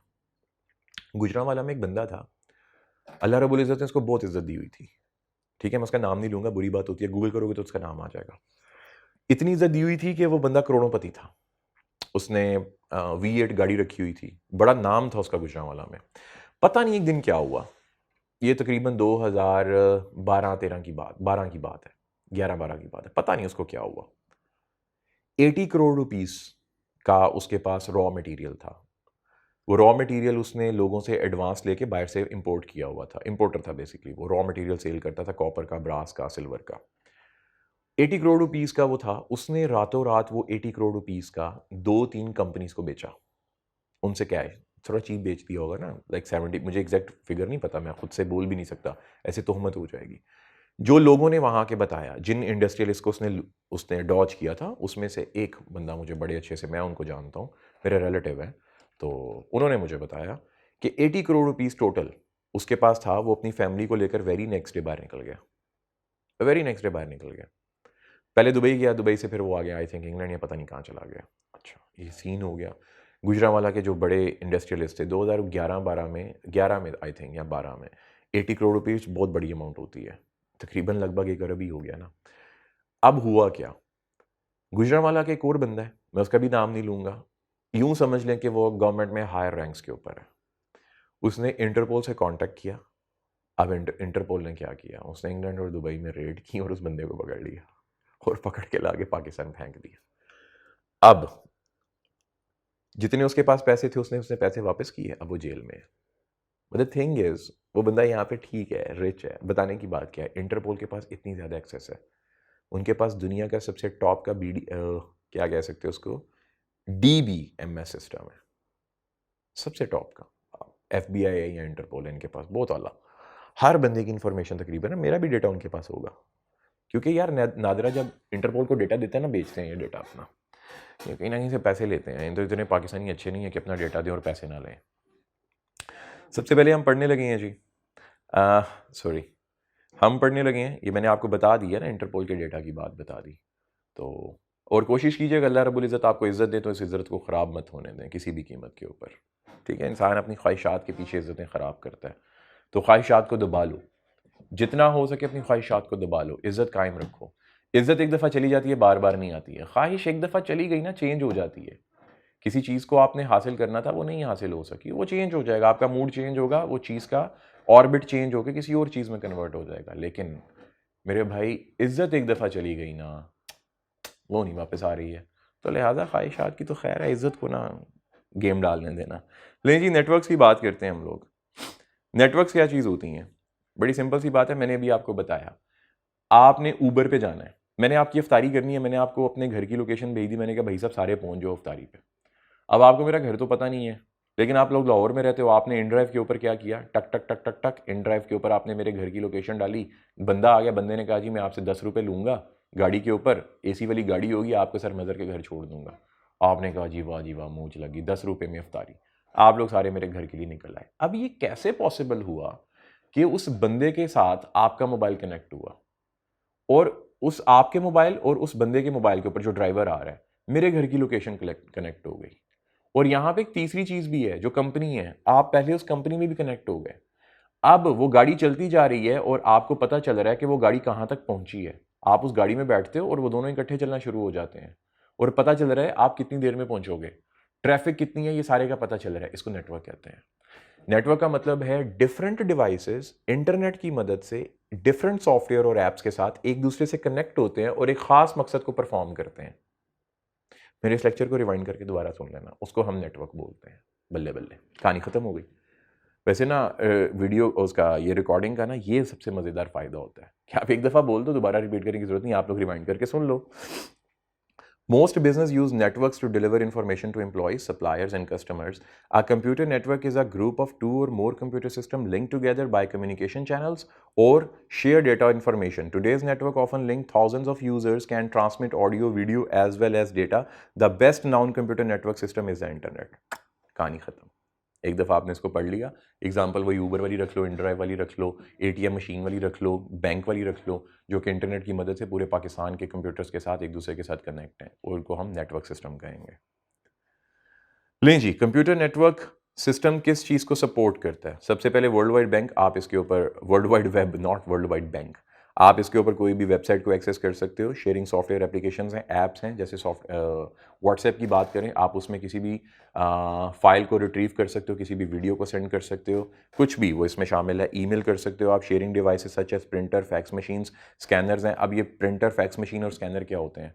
एक बैंक होता है, कभी बैंक में जाइएगा, वहाँ पे देखिएगा कि सिस्टम 4, 5, 10 लगे हों, एक प्रिंटर होगा, सारे वो ऐसे एंटर करेंगे, वो प्रिंटर कोने में पड़ा होगा, वहाँ से प्रिंट होकर बाहर निकल आएगा। तो वो भी प्रिंट नेटवर्क होता है, उसके साथ जुड़े होते हैं। ऑनलाइन बुकिंग सिस्टम है, जैसे आप लोग डेवो पे जाना हो, घर जाना हो, जैसे हॉस्टल में अभी लोग रह रहे थे, उन्होंने घर जाना था, डेवो की बुकिंग करवा ली ऑनलाइन। ऑनलाइन टिकट होती है, वो भी बुक करवा लो आप। ऊबर क्रीम की बात कर रहा था मैं भी, वो ऑनलाइन ही है ना सारे का सारा। इंस्टेंट मैसेजेस जो आप सिम टू सिम करते हो, एसएमएस नहीं होता आपका, वो इंस्टेंट मैसेज कहलाता है। Internet based communication such as Skype, मैं इसका क्या पढ़ाऊँ, मुझसे ज़्यादा तो आपको आता है भाई। अब आते हैं जी सिस्टम आर्किटेक्ट। सिस्टम आर्किटेक्ट का मतलब क्या होता है? सिस्टम आर्किटेक्ट का मतलब है जब आपने नेटवर्क बनाना है, जब आपने क्या बनाना है, नेटवर्क। दो तरह का नेटवर्क होता है, एक सेंट्रलाइज होता है, एक डिसेंट्रलाइज होता है। दोबारा सुनिएगा, दो तरह का नेटवर्क होता है, एक सेंट्रलाइज और एक डिसेंट्रलाइज। सेंट्रलाइज सिस्टम कौन सा होता है? आप बैंक में जाते हो, बैंक के वो जो 10 कंप्यूटर हैं वो एक सिस्टम के साथ जुड़े हुए होते हैं, वो सिस्टम सर्वर होता है। सारी की सारी डिसीजन मेकिंग सर्वर करता है। वो जितने भी उसके साथ सिस्टम जुड़े होते हैं, जो सर्वर कमांड देता है उसके मुताबिक वो काम कर रहे होते हैं, बस।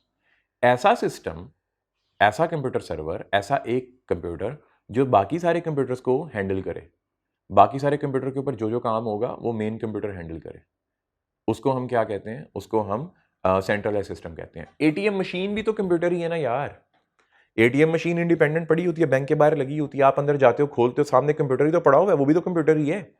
वो क्या करता है? वो सेंट्रलाइज है पूरा, वो अपने से कुछ नहीं करेगा, उसके पीछे क्या है? एक सर्वर लगा हुआ है, वो सर्वर से कनेक्ट है। सर्वर क्या कहता है?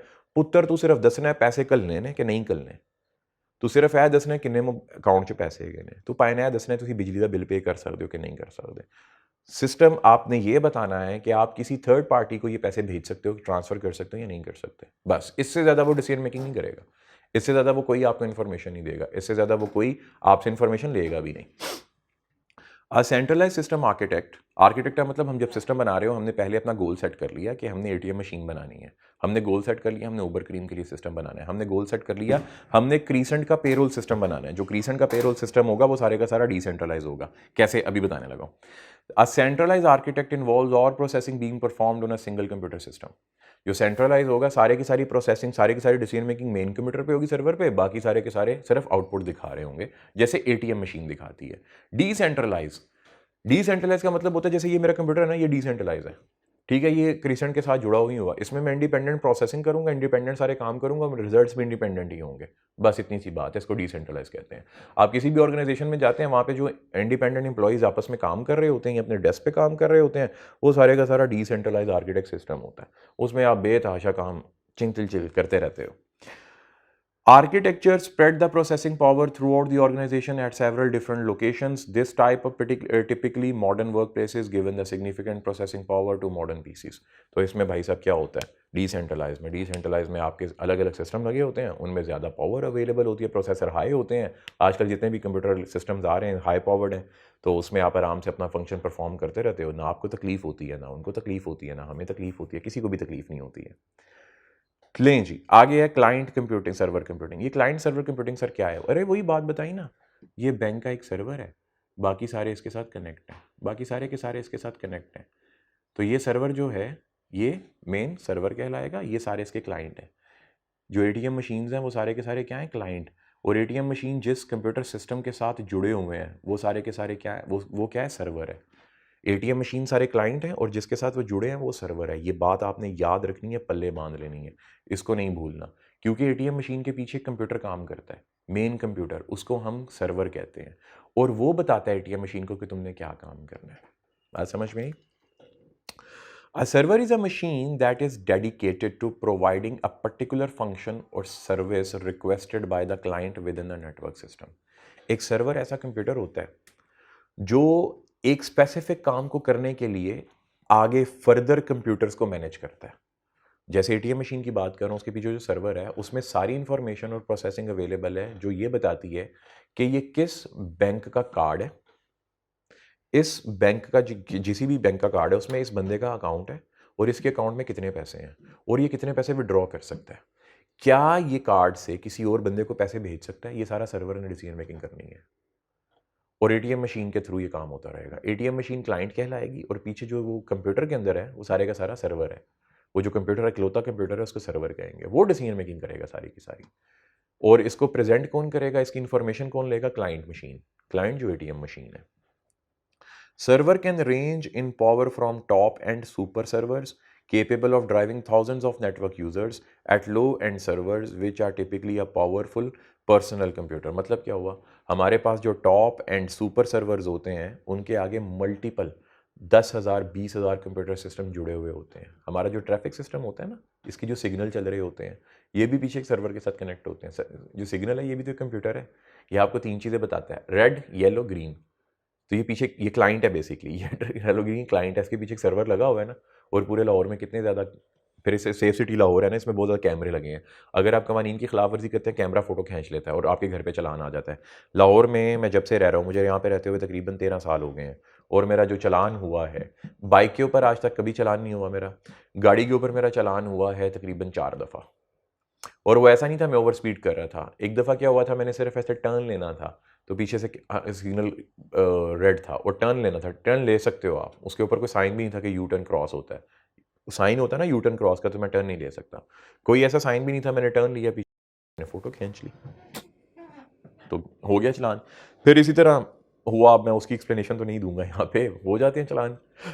तो इसका मतलब क्या हुआ, वो भी तो किसी सिस्टम के साथ कनेक्ट है ना, वो जो कैमराज है, कैमराज क्लाइंट हुए, ठीक है, वो जो फोटो खींच लेते हैं, और पीछे एक सर्वर लगा हुआ है जो उनको बताता है कि तुमने काम क्या करना है। अब आता है फाइल सर्वर। सर ये फाइल सर्वर क्या चीज़ है? अरे बाबा, आप ईमेल करते हो, एक आप वेबसाइट को टक टक करके ना ओपन करते हो, उस वेबसाइट में ना पीडीएफ की किताबें मौजूद होती हैं, बेतहाशा पीडीएफ की किताबें मौजूद होती हैं। आप उनमें से कोई भी किताब डाउनलोड कर लेते हो अपने पढ़ने के लिए, उसको फाइल सर्वर कहते हैं। ऐसा कंप्यूटर सिस्टम जो इंटरनेट पे अवेलेबल हो और उसमें आप फाइल्स को रिट्रीव कर सको और फाइल को अपलोड कर सको, किसी भी फाइल को रिट्रीव कर सको, किसी भी फाइल को अपलोड कर सको। दुनिया का सबसे फाइल सर्वर जो मशहूर सिस्टम है वो यू टोरेंट है।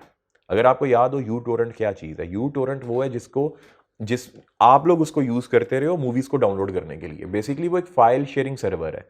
वो क्या करते हैं, दुनिया भर की फाइलें उसमें मौजूद है, उसमें गेम्स मौजूद है, उसमें बुक्स मौजूद है, उसमें सॉफ्टवेयर मौजूद हैं, उसमें मूवीज़ मौजूद है, उसमें ऑडियो फाइल्स मौजूद हैं, उसमें पॉडकास्टिंग मौजूद है, सब कुछ दुनिया का डेटा उसमें मौजूद होता है जो ट्रांसमिटेबल है। ट्रांसमिटेबल का मतलब एक जगह से दूसरी जगह जो भेजा जा सकता है वो उसमें मौजूद होता है, उसको हम फाइल सर्वर कहते हैं। तो फाइल सर्वर यहाँ से पढ़ते हैं, File server manage the data files that are accessible to user of the network. All the shared data files for the system are held on a file server and are accessible through a file server. तो भाई वो उस website बना दो, उसमें सारा data डाल दो, दुनिया में कहीं पे भी इंटरनेट हो उस वेबसाइट को एक्सेस करो, उसमें से फाइलें निकाल लो, हम उसको फाइल सर्वर कहेंगे, कहानी ख़त्म हो गई। फिर उसके बाद आता है जी हमारे पास network, local area network. Sir ये लोकल एरिया नेटवर्क क्या होता है? मैं मज़े की बात बताता हूँ, आप लोगों ने लैन नहीं देखा हुआ आज तक, ठीक है। मिसाल ले लेते हैं, आप लोग एक रूम में हो, उस रूम में 10 कंप्यूटर हैं। आप चाहते हो, आपके पास ना 10 कंप्यूटर हैं, ठीक है, एक रूम है। कंप्यूटर ए, कंप्यूटर बी, कंप्यूटर सी, कंप्यूटर डी, एक कंप्यूटर ई यहाँ पे पड़ा है। हम चाहते हैं यार ये सारे कंप्यूटर आपस में ना कनेक्ट हों, जैसे इंटरनेट की मदद से नहीं कनेक्ट हो जाते आपस में, हम कनेक्ट हों। तो हम टेलीफोन वायर से ना इनके दरमियान नेटवर्किंग करते हैं, इनको कनेक्ट कर लेते हैं। टेलीफोन वायर से अब ये कनेक्ट है सारे के सारे एक दूसरे के साथ। जो ई है वो ए बी की हार्ड ड्राइव, ए की हार्ड ड्राइव, ए ई की हार्ड ड्राइव, ए सी की hard drive, A B computer की हार्ड ड्राइव यूज़ कर सकता है। उनकी ड्राइव में जो भी डेटा है वो निकाल सकता है और वहाँ पे सेव भी कर सकता है। ये सारे कंप्यूटर जो A B C D E हैं, ये आपस में कनेक्ट होंगे टेलीफोन तार की मदद से, और ये एक दूसरे का डेटा ले भी सकते हैं और एक दूसरे को डेटा दे भी सकते हैं। सिंपल, इसको लैन कहते हैं, लोकल एरिया नेटवर्क। इसको क्या कहते हैं? LAN, local area network. Local area network क्या होता है जी? A LAN is a computer network covering a small geographic area such as home, office, groups of building, of school. तो भाई ऐसा एरिया जिसमें आप छोटे पैमाने के ऊपर कंप्यूटर्स को एक दूसरे से अटैच कर दो, अटैच करने के बाद ये काम करता रहे, इसको हम क्या कहेंगे? Local area network. कहानी खत्म। आगे बढ़ते हैं जी। तो लैन क्या होगा? LAN offers a more cost effective way to link computer then linkage terminal और मेन फ्रेम कंप्यूटर्स। क्या मतलब हुआ? इसको ज़रा रुक जाते हैं यहाँ पे। भाई लैन को लगाने के लिए आपको कोई मेन फ्रेम कंप्यूटर, एक नॉर्मल कंप्यूटर होता है ना, ये पीसी है मेरा, मेन फ्रेम कंप्यूटर होता है मल्टीटास्किंग कंप्यूटर, वो आपने नॉर्मली नहीं देखा होगा। वो बड़ी ऑर्गेनाइजेशंस में लगा होता है, जो सॉफ्टवेयर हाउसेज होते हैं उसमें लगे हुए होते हैं। उनका बेसिक काम नेटवर्किंग का होता है। उनका बेसिक काम होता है एक कंप्यूटर लगा लो, 1000 कंप्यूटर आगे हो उसको कनेक्ट कर लो। वो एक कंप्यूटर सर्वर होगा और जो 1000 कंप्यूटर आगे उसके लगे होंगे वो उसके क्लाइंट होंगे। इतने बड़े पैमाने के ऊपर अगर आपने कंप्यूटर्स को सर्व करना हो उस नेटवर्क को, तो उसको मेन फ्रेम कंप्यूटर कहते हैं। बात समझ में आई? नहीं भी आई तो बस इतना सा रट्टे के तौर पे याद रख लो, बस इतनी सी बात है। जो लैन है वो सस्ता सिस्टम है, तारों की मदद से कनेक्ट हो जाता है, कोई बहुत ज़्यादा हमें पैसा लगाना नहीं पड़ना है, इसके ऊपर कोई टर्मिनल लगाने नहीं पड़ते। टर्मिनल तकरीबन 40-50 हज़ार रुपये का आता है। वो क्या होता है वो छोड़ दो, आपका काम ही नहीं है। उसके बाद जी, अ लैन डिस्टिंग्विशिंग फीचर्स, के लैन के फीचर्स क्या क्या हैं ये याद रखने हैं। Due to its localised nature the data transfer speed are high. क्योंकि ये लोकल होता है कि बिल्डिंग के अंदर लगा होता है कि कमरे के अंदर एक ही फ्लोर के ऊपर होता है, तो डेटा ऐसे ऐसे ट्रांसफर होता है, तारों की मदद से ये डेटा जा रहा होता है। Typically owned, controlled and manage by 1% और अ सिंगल ऑर्गेनाइजेशन। तो इसमें क्या होता है, ये इसको एक सिंगल ऑर्गेनाइजेशन ही मैनेज कर रही होती है, ये इंटरनेट की तरह डिफरेंट ऑर्गेनाइजेशन इसको मैनेज नहीं करती हैं। फिर उसके बाद लो कॉस्ट मेंटेनेंस है, इसमें कोई ज़्यादा पैसे चाहिए तो नहीं, एक दफ़ा तारे लगा दी, तारे कौन सा बच्चों ने आके काट देनी है। रिलेटिवली दो डाटा ट्रांसमिशन एरर, एरर भी नहीं आता इसमें, ठीक है। जब डाटा ट्रांसमिट होता है तो एरर एक दूसरे के कंप्यूटर में नहीं घुसता, बस इतना याद रखना है। One LAN can be connected to another LAN an any distance via telephone line and radio waves. तो ये टेलीफोन लाइन के थ्रू या वाईफाई के थ्रू भी आप इसको कनेक्ट कर सकते हो। वाईफाई को बेसिकली हम यूज़ करते हैं इंटरनेट के लिए, लेकिन वाईफाई वैसे भी तो आप वाईफाई वो कनेक्ट करते हो ना वाईफाई से अपने वो वायरलेस हेडफोन्स को अपने कंप्यूटर, अपने सेल फोन के साथ, जिसको ब्लूटूथ कहते हो, तो ब्लूटूथ भी तो रेडियो सिग्नल्स ही होते हैं। उसके लिए आपको कौन सा इंटरनेट चाहिए होता है? बस ब्लूटूथ ऑन करो, उसकी हेडसेट की भी ब्लूटूथ ऑन होगी, जो वायरलेस होता है, कनेक्ट हो गया आपस में, बस। वाइड एरिया नेटवर्क क्या होते हैं? इंटरनेट लिख लो, वाईफाई इंटरनेट, वाईफाई इंटरनेट। ये क्या होता है भाई साहब? सबको पता है वाईफाई इंटरनेट क्या चीज़ है, बस वही है, मैं क्या पढ़ाऊँ इसके बारे में एक्सप्लेन करूँ, आपको आता तो है। अ वैन is a computer network that covers a broad area network that communicate across regional, in metropolitan और नेशनल बाउंड्रीज। ये मैं थोड़ा सा मिटा देता हूँ, ये लग गया मुझसे। रीजनल और नेशनल बाउंड्रीज, भाई वाईफाई जो इंटरनेट है ना, ठीक है, जो वाइड एरिया नेटवर्क है, वो आप पूरे लाहौर में एक खंबा लगाओ, इंटरनेट आ रहा है पूरे लाहौर में, उसको देते जाओ। लोग अपने घरों में वाईफाई लगवाएंगे, अल्लाह अल्लाह खैर सल्ला, सबके पास पहुंच गया। इसी वजह से इसको वाइड एरिया नेटवर्क कहते हैं। ऐसा नेटवर्क जो आप रीजन वाइज, सिटी वाइज और हैवी डिस्टेंसेस के ऊपर, जो बहुत ज़्यादा डिस्टेंसेस होते हैं, फार लॉन्ग एरियाज होते हैं, उनको कवर करने के लिए आप यूज़ करते हो। काम ये वही करेंगे, ये इंटरनेट से काम करते हैं। लोकल एरिया नेटवर्क एक ही बिल्डिंग के अंदर रहते हुए डिफरेंट डिवाइसेस के आपस में जुड़ के काम करता है, कहानी खत्म। इंटरनेट होता क्या है? कभी आपने इंटरनेट के बारे में सोचा कि इंटरनेट क्या चीज़ है? थोड़ा सा मैं एक्सप्लेन कर देता हूँ। इंटरनेट में डिफरेंट कंप्यूटर्स के साथ कनेक्शन है आपके कंप्यूटर का। यूट्यूब क्या करता है? यूट्यूब ने एक कंप्यूटर रखा हुआ है, उसके अंदर सारी वीडियोज़ हैं, आप उनके कंप्यूटर के साथ कनेक्ट करते हो वेबसाइट की मदद से और उनकी वीडियोज़ को एक्सेस कर लेते हो। फेसबुक क्या करता है? उनके पास कंप्यूटर है एक नहीं है, मल्टीपल होते हैं, लेकिन चलो एक समझ लो। एक कंप्यूटर है, उन्होंने अंदर ये प्लेटफ़ॉर्म रखा हुआ है, ऐप रखी हुई है, आप उस ऐप में जाते हो, उसमें जो जाके आपने चवलें मारी हैं, चवलें मारते हो, वापस आ जाते हो, बस। तो जो इंटरनेट है वो दूसरे लोगों के कंप्यूटर्स के साथ कनेक्शन को इंटरनेट कहते हैं। क्या आप उनकी मेमोरी को यूज़ कर सकते हो? उस मेमोरी में जो जो वीडियोज़, जो ऑडियोज़, जो फाइल्स पड़ी हुई हैं, आप उसको एक्सेस कर सकते हो? कहानी ख़त्म हो गई। इसी को हम इंटरनेट कहते हैं। और वैन भी यही चीज़ है कि अगर आप एक इंटरनेट से, एक कंप्यूटर सिस्टम से दूर दराज के एरिया से विदाउट वायर जुड़े हुए हो तो वो वैन कहलाएगा। वैन के डिस्टिंग्विशिंग फीचर्स क्या हैं?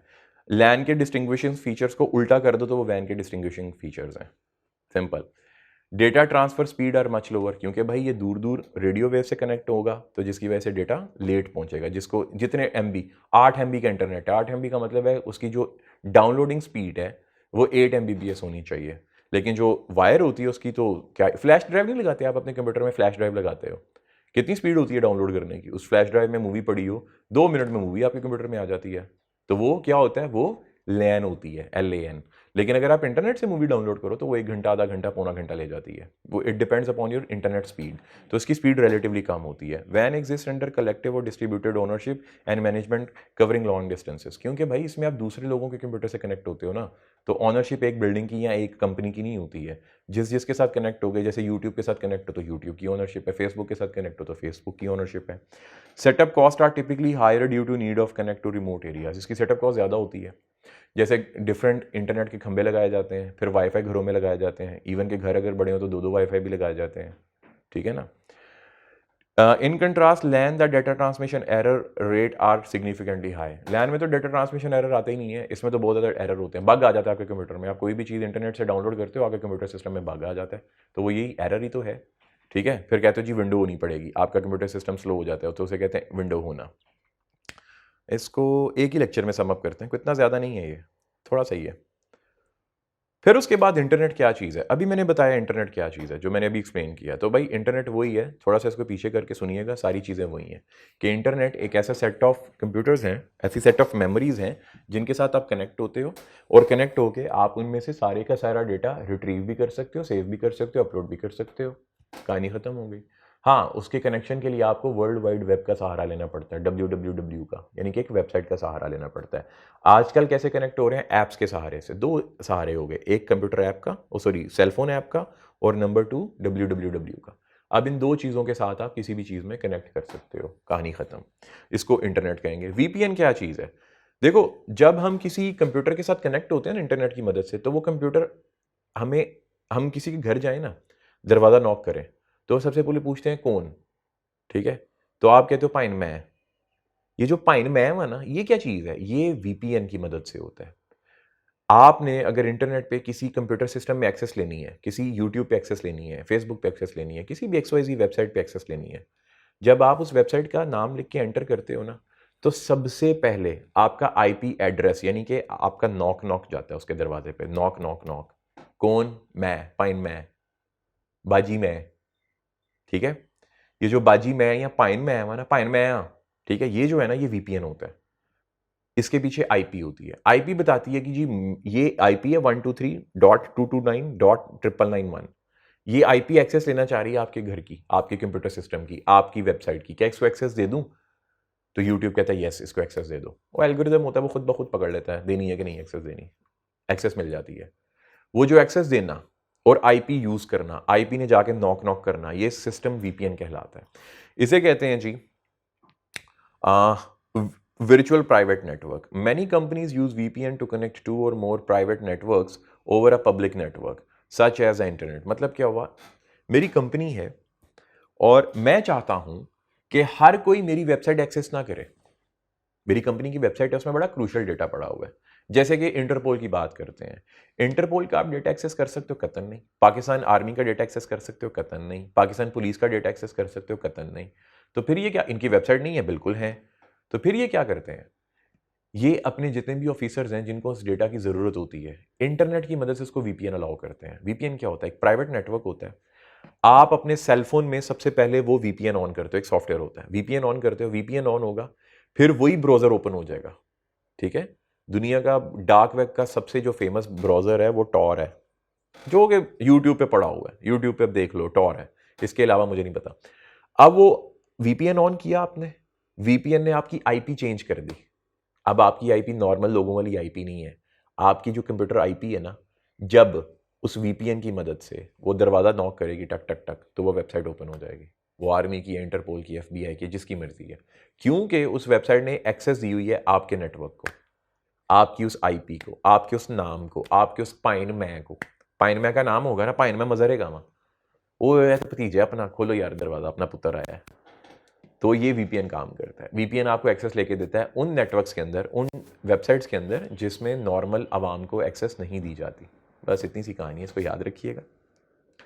आगे बढ़ते हैं जी, इंटीग्रेशन। बड़ी सिंपल सी बात है, हमने फॉरवर्ड इंटीग्रेशन पढ़ी, बैकवर्ड इंटीग्रेशन पढ़ी, इंटीग्रेशन भी यही मतलब है। इंटीग्रेशन का मतलब है एक से ज़्यादा या दो से ज़्यादा कंप्यूटर नेटवर्क्स को आपस में जोड़ देने को इंटीग्रेशन कहते हैं। बस इतना सा बात याद रखनी है। Companies are discovering that they cannot operate with a series of separate information system geared to solving specific departmental problem। मतलब क्या हुआ? आपको पता है जब आपने InDrive की ऐप ऑन करते हो तो वो InDrive की ऐप खुलती किसके ऊपर है? InDrive ऐप होती है आपके सेलफोन के ऊपर खुलती है, लेकिन खुलती वो गूगल किसके ऊपर? मैप के ऊपर खुलती है। InDrive ऐप की है, खुल वो गूगल मैप के ऊपर रही है। ये क्या बात हुई भाई, इंटीग्रेट हो गया। InDrive वालों ने गूगल मैप वालों को कहा कि सर हमें इंटीग्रेट कर दें अपने सिस्टम के साथ, हम एक कार सर्विस कंपनी है, आप हमारा ऐप को अपने गूगल मैप के ऊपर इंटीग्रेट कर दें, ताकि, क्योंकि गूगल मैप पूरी दुनिया में है, ताकि आपका जो यूज़र होगा जो गूगल मैप यूज़ करता है उसके पास जब InDrive ओपन होगी तो वो ऑटोमेटिकली गूगल मैप को ओपन करेगा, और हम आपके मैप को यूज़ करते हुए हम उसको ये एक्सेस देंगे कि गाड़ी कहाँ पे, तुमने कहाँ पे जाना है, और हमारे लिए भी आसानी होगी। तो गूगल मैप उनसे पैसे लेता है इस काम के, फ्री में तो नहीं दे रहा, उसके पैसे ले रहा है। क्या गूगल मैप बनाने से पहले इनको पता था ये होगा? होम डिलीवरी वाली जैसे फूड पांडा, फूड पांडा भी तो यही करता है, फूड पांडा भी गूगल मैप को यूज़ करता है, आप भी गूगल मैप को यूज़ करते हैं, इंटीग्रेट कर रहे हैं ना बेसिकली। एक कंपनी दूसरी कंपनी की प्रोडक्ट यूज़ कर रही है। InDrive, ऊबर, क्रीम, फूड पांडा, चीते, ये क्या यूज़ कर रहे हैं? ये गूगल मैप को यूज़ कर रहे हैं, और गूगल मैप ने क्या किया, अपना सॉफ्टवेयर इनके सॉफ्टवेयर के साथ इंटीग्रेट कर दिया, दे दिया इनको। अब ये दोनों मिलकर एक प्रोडक्ट बनी हुई है, और यूज़र भी यूज़ कर रहे हैं, आप लोग भी यूज़ कर रहे हैं, कंपनीज भी यूज़ कर रही हैं, तो फ़ायदा दोनों का हो रहा है, आपका भी फ़ायदा, कंपनी का भी फ़ायदा। गूगल मैप इनसे पैसे लेता है, इसको इंटीग्रेशन कहते हैं। क्योंकि गूगल मैप बनाना कोई आसान थोड़ी ना था, बहुत एक्सपेंसिव काम था। तो गूगल मैप वालों ने गूगल मैप बना के बेचा। क्या बेचा? यही काम बेचा। किन को बेचा? ऐप वालों को। कौन सी ऐप? ऊबर की हो गई, क्रीम की हो गई, फूड पांडा की हो गई, इसी तरह जितनी भी ऐप्स जो ये डिलीवरी सर्विसेज यूज़ करती हैं, इन सबको बेचा उन्होंने। है ना कमाल? इसको हम क्या कहते हैं? इसको हम इंटीग्रेशन कहते हैं। It takes a team effort to integrate the system described and involves employee throughout the firm, company-wide enterprise resource planning (ERP) system that brings together human resources, operations and technology are becoming an integral part of the system। ये याद नहीं करना, बस जो मैंने बताया वही बात याद है। इसमें क्या लिखा हुआ है? इसमें ये लिखा हुआ है कि हम इंटरनेट की मदद से, हम ऐप्स की मदद से, या वर्ल्ड वाइड इंटरप्राइजेस की मदद से, या कंपनी वाइड इंटरप्राइजेस की मदद से हम एक दूसरे के साथ कनेक्ट हो सकते हैं। जो ERP सिस्टम है इसको ज़रा स्किप रखेंगे, आगे चल के मैं डिटेल में पढ़ाता हूँ, और हम डिफरेंट सॉफ्टवेयर्स को एक दूसरे के साथ इंटीग्रेट करके एक प्रोडक्ट में डेवलप कर सकते हैं। बस ये मतलब है इसका। An integrated IT system describes a scenario where all the modules of the system are linked and function together as a system in coordinated fashion। मतलब क्या हुआ? वही इन्होंने बड़ी ओखी इंग्लिश लिखी है, वही मतलब हुआ भाईजान, दो शैवान है, एक गूगल मैप है, एक InDrive है, दोनों को हम इंटीग्रेट करेंगे, एक प्रोडक्ट बन गई। और InDrive किया है, InDrive ओपन किया, हमें पता है यहाँ पे ड्राइवर खड़ा है, हमारा कैप्टन यहाँ पे हमें लेने आ रहा है, 10 मिनट में हमारे घर पहुँच जाएगा। ड्राइवर को भी पता है कि ये बंदा इस लोकेशन पर बैठा हुआ है, वो इस लोकेशन पर पहुँचेगा, साथ ही आपको मैसेज आ जाएगा कि आपका कैप्टन बाहर है, आप जाके गाड़ी में बैठेंगे और अपनी मंजिल की तरफ चलना शुरू हो जाएंगे। गूगल ड्राइव वो InDrive के ऊपर ही जो गूगल मैप है उसी के ऊपर आ जाएगा कि भाई साहब आपने कितनी दूर जाना है, कितने पैसे चार्ज करेगा। कहानी खत्म हो गई। बस यही बातें इन्होंने इंग्लिश में लिख दी हैं। For example, in integrated finance system में अकाउंट्स पेबल सिस्टम होता है, अकाउंट रिसीवेबल सिस्टम है, अक्रूवल एंड प्री पेमेंट्स है, बैंक कैश है, इन्वेंट्री है, परचेज है, सेल है। इसको रट्टे के तौर पे याद कर लीजिएगा। जब आप लोग आर्टिकलशिप में जाएंगे तो आप लोग तब जाके इसको रियल में देखेंगे। देखो यार, जैसे मैंने आपको पिछली क्लासेस पढ़ाई है ना, चैप्टर 10 मैंने सारा इंटरनेट से आपको दिखाया, मैं ये नहीं दिखा सकता। क्यों नहीं दिखा सकता? क्योंकि इसमें थोड़ा सा आपके सामने ये स्क्रीन आ रही है, इसकी वजह से भी नहीं दिखा सकता। और नंबर 2, हो सकता है ये लेक्चर यूट्यूब पे जाए, तो इस वजह से भी मैं थोड़ी सी परहेज़ करूँगा इसमें आपको दूसरे किस्म का नॉलेज देने में। आगे बढ़ते हैं जी। एडवांटेजेस ऑफ इंटीग्रेटेड सिस्टम क्या चीज़ है? मैं कोई स्किप तो नहीं कर रहा? ठीक है, ये ऊपर वाली कोई इतनी अच्छी बात नहीं है। इसका एडवांटेज क्या है इंटीग्रेटेड सिस्टम का? Offer a more complete view. मतलब क्या हुआ भाई, दो प्रोडक्ट मिलकर जब एक प्रोडक्ट बनाएंगे तो आपका काम आसान हो जाएगा। आपको सारे का सारा डेटा, सारे की सारी इंफॉर्मेशन, सारे के सारे आउटकम, सारे के सारी प्रोसेसिंग चीज़ें एक ही ऐप के ऊपर मिल जाएंगी। Enable better informed decisions. तो आप उनके ऊपर बेहतरीन डिसीजन मेकिंग कर सकते हो, क्योंकि आपको डेटा मुख्तलिफ ऐप से लेना नहीं पड़ रहा, आपको एक ही जगह से सारा डेटा मिल रहा है। Should ultimately lead to more efficient operations and which would lead to greater customer satisfaction and hence profitability.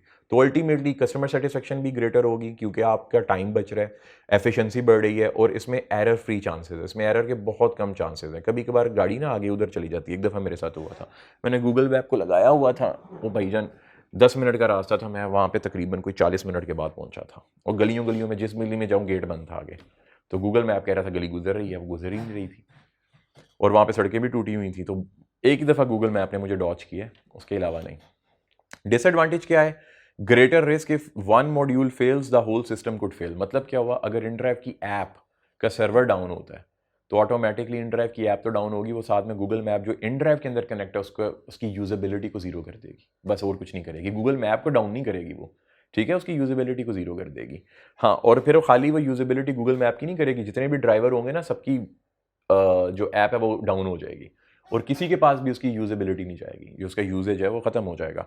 More complex and therefore prone to error. इसमें एरर के चांसेस ज़्यादा होते हैं, बस इतना याद रखना है। एक्सपेंसिव होता है और may require greater level of support and the system. और इसमें जो सिस्टम लगे होते हैं, जो इसमें सॉफ्टवेयर होते हैं, वो नॉर्मल नहीं होते, कॉम्प्लेक्स होते हैं, और उनको बनाने में काफ़ी ज़्यादा टाइम लगता है। उन सॉफ्टवेयर्स को बनाने में, उन सिस्टम को चलाने में एक्सपर्ट लेवल की टीम चाहिए होती है, और वो एक्सपर्ट लेवल की जो टीम होती है वो काफ़ी ज़्यादा पैसे भी चार्ज करती है। बस आपने इतना याद रखना है। बेसिकली आपने ये याद नहीं रखना है, आपने बुक की लाइंस को बस थोड़ा सा ना मेमोराइज करने की, रट्टा नहीं, थोड़ा थोड़ा पता होना चाहिए कि ये कहाँ पे आपने पढ़ा था। बस आपका ब्रेन आपको पेपर में ये बता दे कि तुमने ये चीज़ पहले पढ़ी हुई है, बस इतना काफ़ी है। इससे ज़्यादा कोई चक्कर नहीं है। उसके बाद सिक्योरिटी एंड प्राइवेसी कितना रह गया? वाह जी, बस ये सिक्योरिटी एंड प्राइवेसी रह गया। सिक्योरिटी एंड प्राइवेसी का मतलब क्या होता है? ज़रा बात को पहले समझते हैं, फिर आपको अंदर से बड़ा बताता हूँ। आपका घर है, आपने सिक्योरिटी के लिए एक फ्रंट पे डोर लगवाया हुआ है। फिर प्राइवेसी के लिए हर कमरे के अंदर भी दरवाज़ा लगा हुआ है। वॉशरूम के अंदर भी दरवाज़ा है, किचन का अलग दरवाज़ा है, आपके बेडरूम का अलग दरवाज़ा है, ड्राइंग रूम का अलग दरवाज़ा है। वो आपकी प्राइवेसी है, वो सिक्योरिटी नहीं है। सिक्योरिटी क्या है? जो आपका मेन घर का जहाँ से एंट्रेंस है, वहाँ पे जो आपने गेट लगाया हुआ है, जहाँ दरवाज़ा लगाया हुआ है। सिक्योरिटी का मतलब होता है कि उस दरवाजे को सिर्फ ऑथोराइज बंदा ओपन कर सकता है, आपके रिलेटिव खुद से नहीं। आप नॉक करेंगे, आप अंदर से ओपन करेंगे, आपके बीवी बच्चे जिनके पास चाबी हो, चाबी लगाएंगे, अंदर चले जाएंगे, क्योंकि सिक्योरिटी खदशा उनसे नहीं है। सिक्योरिटी खदशा किन से? अनऑथोराइज पर्सन अंदर ना आए। इसी तरह जब इंटरनेट में हम डिफरेंट कंप्यूटर्स के साथ कनेक्ट होते हैं, तो वहां पे अनऑथोराइज पर्सन, अनऑथोराइज कंप्यूटर हमारी ऐप में, हमारे कंप्यूटर सिस्टम में इंटरवीन कर सकते हैं। उनको रोकने के लिए हम क्या मेजरमेंट्स कर सकते हैं? अच्छा, चोर आएगा ना, चोर बाहर से कोई पटाखा भी फेंक सकता है। चोरी करने आएगा ना, घर वालों को तंग करने के लिए, चोरी नहीं करनी, बस तंग करना है, बाहर से पटाखा फेंक के भाग जाएगा। तंग किया ना उसने। एक तो आता है चोर चोरी की नीयत से, वो दरवाजा तोड़ेगा, अंदर आएगा, आपकी प्राइवेसी ब्रीच करेगा। आप सो रहे हैं, आपकी प्राइवेसी ब्रीच करेगा, आपकी कितनी भी कीमती, बेशकीमती या कीमती अशियाएं, जो ऑर्नामेंट्स हो सकते हैं, कुछ भी वैल्यूएबल्स हैं, वो उठाएगा, भाग जाएगा। ये तो सीधा सीधा सिक्योरिटी ब्रीच हो गया। पटाखा फेंकना, पटाखा फेंकना का मतलब है आपके कंप्यूटर सिस्टम में वायरस भेज देना। ट्रोजन हॉर्स का मतलब है चोरी करना, प्रॉपर अंदर घुसपैठ करना, इन्फिल्ट्रेट करना और चोरी करना और उठा के लेके जाना। फिर उसके बाद कंप्यूटर थेफ्ट है, फाइनेंशियल फ्रॉड है, अनऑथोराइज नेटवर्क एक्सेस है। अनऑथोराइज नेटवर्क एक्सेस आपके लेवल पे क्या होती है? जैसे मैं एक जगह पे होता था, तो वहाँ पे एक वाईफाई था, उसके ऊपर पासवर्ड नहीं लगा हुआ था। दो घर छोड़ के वो तीसरा घर था, तो उनके पासवर्ड नहीं, तो मैं उनका इंटरनेट यूज़ किया करता था। अल्लाह पाक मुझे माफ़ फरमाए, पता नहीं यार ये मैंने गुनाह को लीक कर दिया, मुझे गुनाह हो गया नहीं, क्योंकि वो बहरहाल बचपन था, तो वो अनऑथोराइज एक्सेस थी। उन्होंने मुझे तो एक्सेस नहीं दी, उन्होंने तो अपने बच्चों के लिए लगवाया होगा ना उस घर में इंटरनेट, तो मैं भी यूज़ कर लिया करता था। मेरा ख्याल है ये चोरी के ज़ुमरे में आता है, अच्छी बात नहीं है। अल्लाह पाक मुझे माफ़ फरमाए। और उससे भी बुरी बात कि मैंने आप लोगों को बता दी है, मुझे आप लोगों को बतानी नहीं चाहिए था, मुझे अल्लाह पाक से माफ़ी मांगनी चाहिए थी। अब तो आप लोगों को पता चल गया है। खैर, कोई बात नहीं है। अल्लाह पाक देख रहे हैं कि मेरे चोरी की नीयत नहीं थी, बस एमी टाइम पास की नीयत थी। वैसे भी उनको नुकसान तो फाइनेंशियल नहीं हुआ, पता नहीं अब क्या होगा, अल्लाह पाक बस माफ़ फरमाए मुझे। Computer crooks are becoming more sophisticated all the time finding new ways, ये पेपर में नहीं पूछेगा कंप्यूटर क्रूक्स। कंप्यूटर क्रूक्स का मतलब है जो घुस बैठ के चोर, जो चोर होते हैं, ठीक है, जो अनऑथराइज पर्सन होते हैं, वो मॉडर्न हुए कि नहीं हुए हैं, नहीं फजूल में ये उन्होंने पैराग्राफ लिख दिया है। बस पढ़ के एक दफ़ा ज़रूर जाइएगा, मतलब क्या इस पैराग्राफ में लिखा ये होगा कि आजकल लोग बड़े लिखे हो गए हैं, उनको mobile hacking, apps hacking, computer system hacking, even के बैंक्स की ऐप हैकिंग करना भी आ गया है। मैं एक बैंक को जानता हूँ 3 दफ़ा हैक हो चुका हुआ है, 3 दफ़ा उन्होंने अपना सॉफ्टवेयर चेंज किया, और हैक किसने किया था? उनके मैनेजर्स ने। कोई टॉप टायर बड़े लोगों ने हैक नहीं किया था। एक लूप होल निकाला था, इस्लामाबाद की एक लेडी है, वो ब्रांच मैनेजर थी, उन्होंने लूप होल निकाला और भाई साहब उन्होंने 27 करोड़ का चूंगा लगाया, बाहर भाग गई। बैंक का नाम नहीं लेते, खैर बुरी बात होती है। तो बस इसी तरह फिर पढ़े लिखे लोग हैं वो गेम कर सकते हैं, तो पढ़े लिखे लोगों को गेम करने से रोकने के लिए क्या क्या किया जाता है? Unauthorised access and security breaches, ये पढ़े लिखे लोग होते हैं, ये क्या करते हैं? अनऑथोराइज एक्सेस ले लेते हैं, ब्रीच को सिक्योरिटी, आप दरवाज़ा तोड़ के अंदर आ जाएंगे, कंप्यूटर वायरस होता है, घर में पटाखा फेंक जाएंगे, घर में कोई भी ऐसी चीज़ फेंक देंगे जिससे घर वाले परेशान हो जाएं, ट्रोजन हॉर्सेस चोरी करके जाएंगे, डेलिबरेट डैमेज टू इक्विपमेंट और इन्फॉर्मेशन, घर के बाहर के शीशे तोड़ के भाग जाएंगे। आपने कोई सॉफ्टवेयर बनाया, उस सॉफ्टवेयर के कई कोड को डैमेज कर जाएंगे जिससे उसका एल्गोरिदम ख़राब हो जाएगा और आपका सॉफ्टवेयर ही नहीं चलेगा। स्पैम क्या होता है? स्पैम होता है फेक आईपीज़ को यूज़ करते हुए आपको किसी भी फ्रॉड में फंसाना, इसको स्पैम समझ लो, बस इतना ही है। सॉफ्टवेयर एंड मीडिया प्राइवेसी, आपके सॉफ्टवेयर ना चोरी हो जाएं, आपके, जैसे कि मैं अब मिसाल देता हूँ, आपने तस्वीरें खींच के रखी हुई अपनी फैमिली की शादी के ऊपर थी, तस्वीरें खींच के आपने अपने मोबाइल में रखी हुई, अनऑथोराइजली मैं आपके मोबाइल में घुसा और मैंने वो सारी शादी की तस्वीरें निकाल ली। ये मीडिया प्राइवेसी होती है। क्या होती है? Media privacy. लेकिन मज़े की बात है, जब भी आप कोई ऐप डाउनलोड करते हो ना अपने सिस्टम में, उसके पास आपकी सारी मीडिया प्राइवेसी चली जाती है।